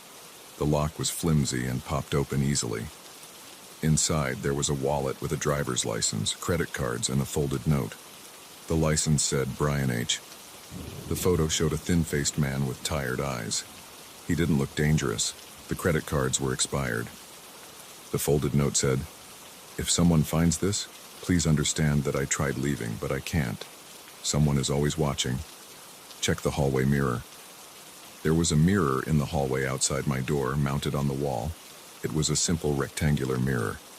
I went out and stood in front of it. I touched its edges, trying to see if it moved. It was held by 2 screws. I went back inside and grabbed my screwdriver. Then I unscrewed the mirror from the hallway wall. Behind it, I found a small hole. Inside that hole, I found another envelope. It contained a single piece of paper with a short message. "They come at night. Don't make noise." I felt cold. My hands shook. I quickly put everything back and retreated into my apartment. I locked the door and pushed the dresser in front of it. I felt silly, but I didn't care. I just wanted to feel safer. I turned on all the lights and sat on the couch. The silence pressed in around me. My knees felt weak and my stomach churned. I waited like that for hours. Eventually, I got up and went to the window, looking outside again. The street was empty except for a few cars. A light was on in a window across the street. I saw a silhouette move behind that window. It was a person, but I couldn't make out features. They stood still after a moment, facing my direction. My heart beat faster. I stood there, not moving. After a while, the silhouette moved away. I told myself it was just a neighbor. That's normal. People move in their apartments, they look out windows, it doesn't mean anything. But I couldn't shake the feeling that I was being observed. The next few days, I tried to ignore it all. I went to work, came back, watched TV, ate dinner. But at night, I still heard strange sounds. Sometimes it sounded like scraping on the walls. Other times, like soft whispering. I tried to record these sounds on my phone, but when I played the recordings back, I only heard static and the hum of the fridge. I wanted to get rid of the letters, the wallet, the note. They felt like evidence of something I didn't want to be part of. I took them and put them in a plastic bag, planning to throw them in the dumpster outside. I put on my jacket and slipped into the hallway. As I passed the mirror again, I stopped and listened. Nothing. No sounds. I went downstairs and out the front door. The street was quiet. I walked to the dumpster and tossed the bag inside. Then I stood there, feeling the cool air on my face. I looked up at my apartment window. I saw no movement. Everything looked normal. That night I slept a bit better, but around 3 a.m. I woke up suddenly. It felt like someone was tapping on my window glass from outside. I sat up, breathing hard, and listened. The tapping repeated, 3 short taps. My window was on the second floor facing the street. I went to the window and lifted the blinds. Nothing was there. No ladder, no balcony, just empty air. I felt dizzy and my legs shook. I backed away and tried to calm myself down. Maybe it was a branch from a nearby tree, but there were no trees close enough. I closed the blinds and crawled back into bed, pulling the blankets up to my chin. I could smell my own sweat. In the morning, I decided I would leave. I didn't care about the rent or my belongings, I could always replace them. I packed a bag with my clothes and toiletries. I grabbed my suitcase and headed for the door. When I opened it, I paused. The hallway smelled like old paint. The mirror was back on the wall. I had never put it back. The screws were back in place. I touched it. Solid. No sign of the hole behind it. My heart pounded and I hurried downstairs. The landlord's door was closed. I didn't bother knocking. I left the building, rolled my suitcase down the sidewalk, and didn't look back. I felt the tension leaving my shoulders as I walked away. I didn't know what happened to Brian H. I didn't know who was watching. I only knew I wanted nothing more to do with that apartment. I just kept walking until I reached a busier street. I stopped at a coffee shop, sat down, and tried to calm my breathing. I never went back to that apartment. I never found out what really happened.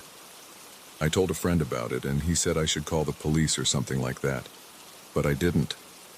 I just moved on, found another place, and tried to forget. Still, every so often, late at night, I feel that same prickling sensation on the back of my neck, like someone's eyes are on me. I try to ignore it. It might be nothing.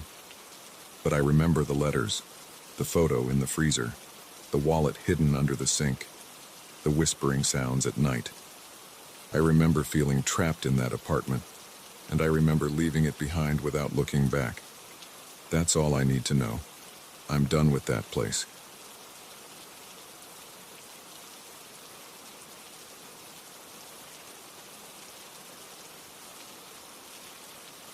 I arrived at Mark's place just after dark.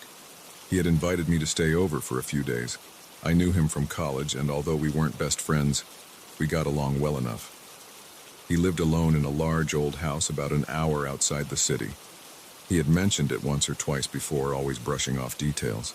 He said it was a family property and that he moved in when his parents went abroad, but he never gave me a full explanation. I didn't really care. I just needed a quiet place to stay for a short while after dealing with some stressful problems at work. Inside, the house smelled like dust and wood. The floors creaked, the ceiling was high, and most of the furniture looked heavy and worn. The front hallway had a tall wooden coat rack and a faded rug. Mark guided me into the living room. He offered me a beer. We sat on an old couch that sank in a bit too much. The TV was off. A dim lamp on a small table lit the area. Outside I could hear crickets, maybe some distant wind, but nothing else. It felt isolated and quiet. That was fine. I didn't want noise. After a short while, Mark told me there was a guest room upstairs. He gave me a quick warning not to wander around too much, especially not to open the locked door at the end of the upstairs hallway. I asked him what was behind it. He said it was a storage room that he never used. He said the lock was stuck, and he hadn't bothered calling anyone to fix it because he never needed anything from inside. I asked him why he would warn me about it if it was just a useless room. He shrugged and said that in the past, friends who stayed over got curious and tried to open it. He didn't want any problems or damage to the door. I thought it was strange, but I nodded and dropped it. I wasn't in the mood for an argument. As I climbed the stairs to the guest room, I saw the door he meant. It was at the very end of a narrow hallway. The door looked old, the paint chipped, the handle and lock rusty. It was quiet up there. I pushed open the guest room door, turned on the light, and placed my bag on the bed.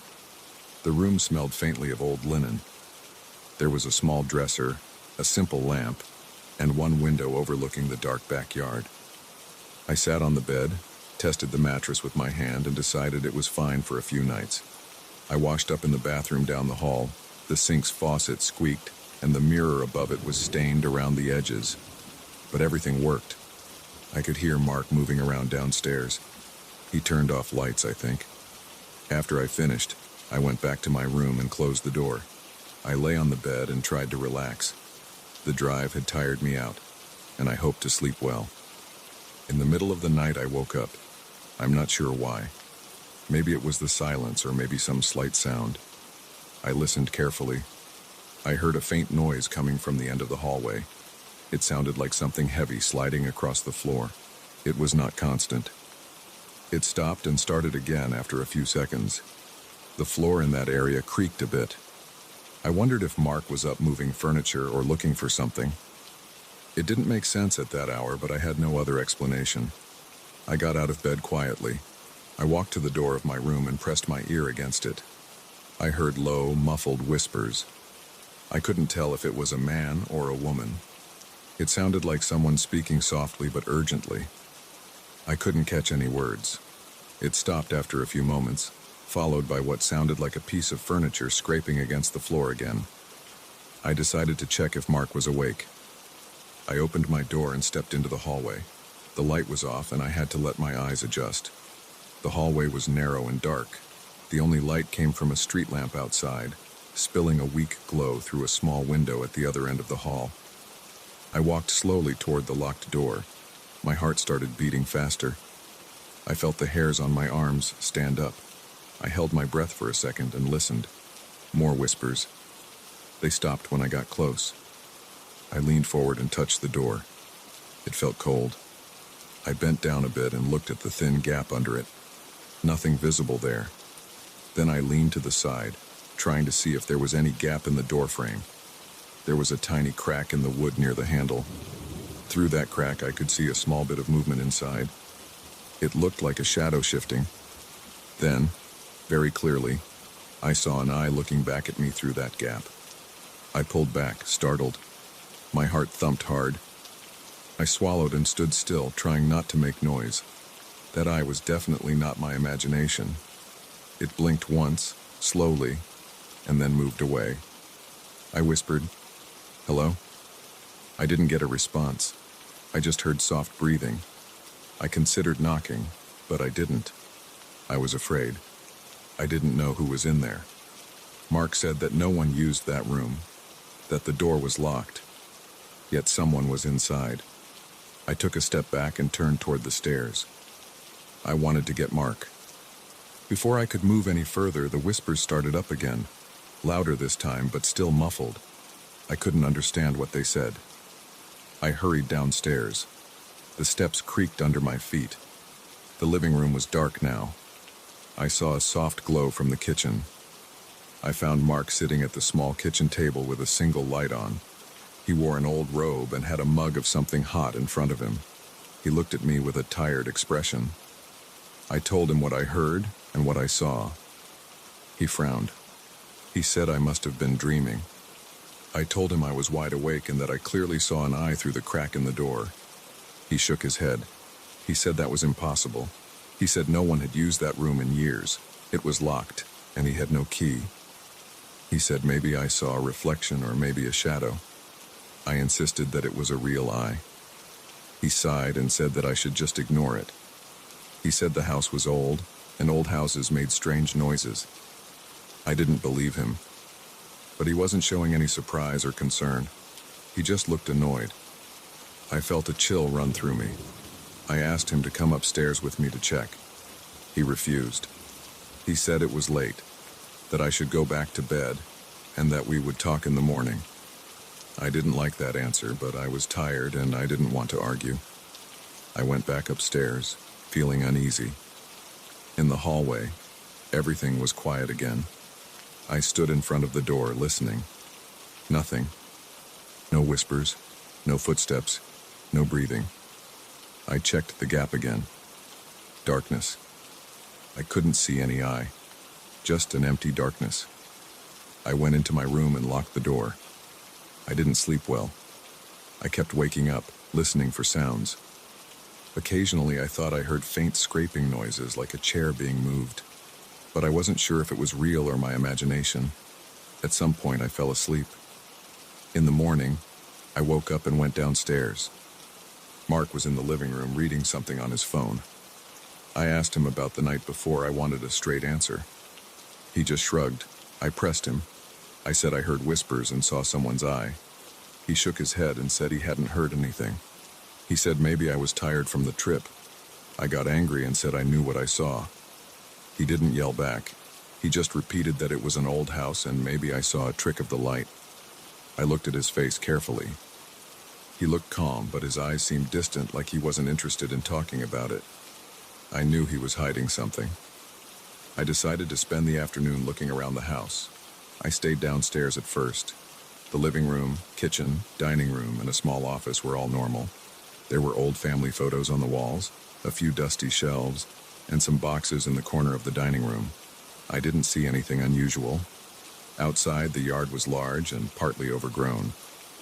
There was a tool shed in the back locked up. The air smelled like damp earth.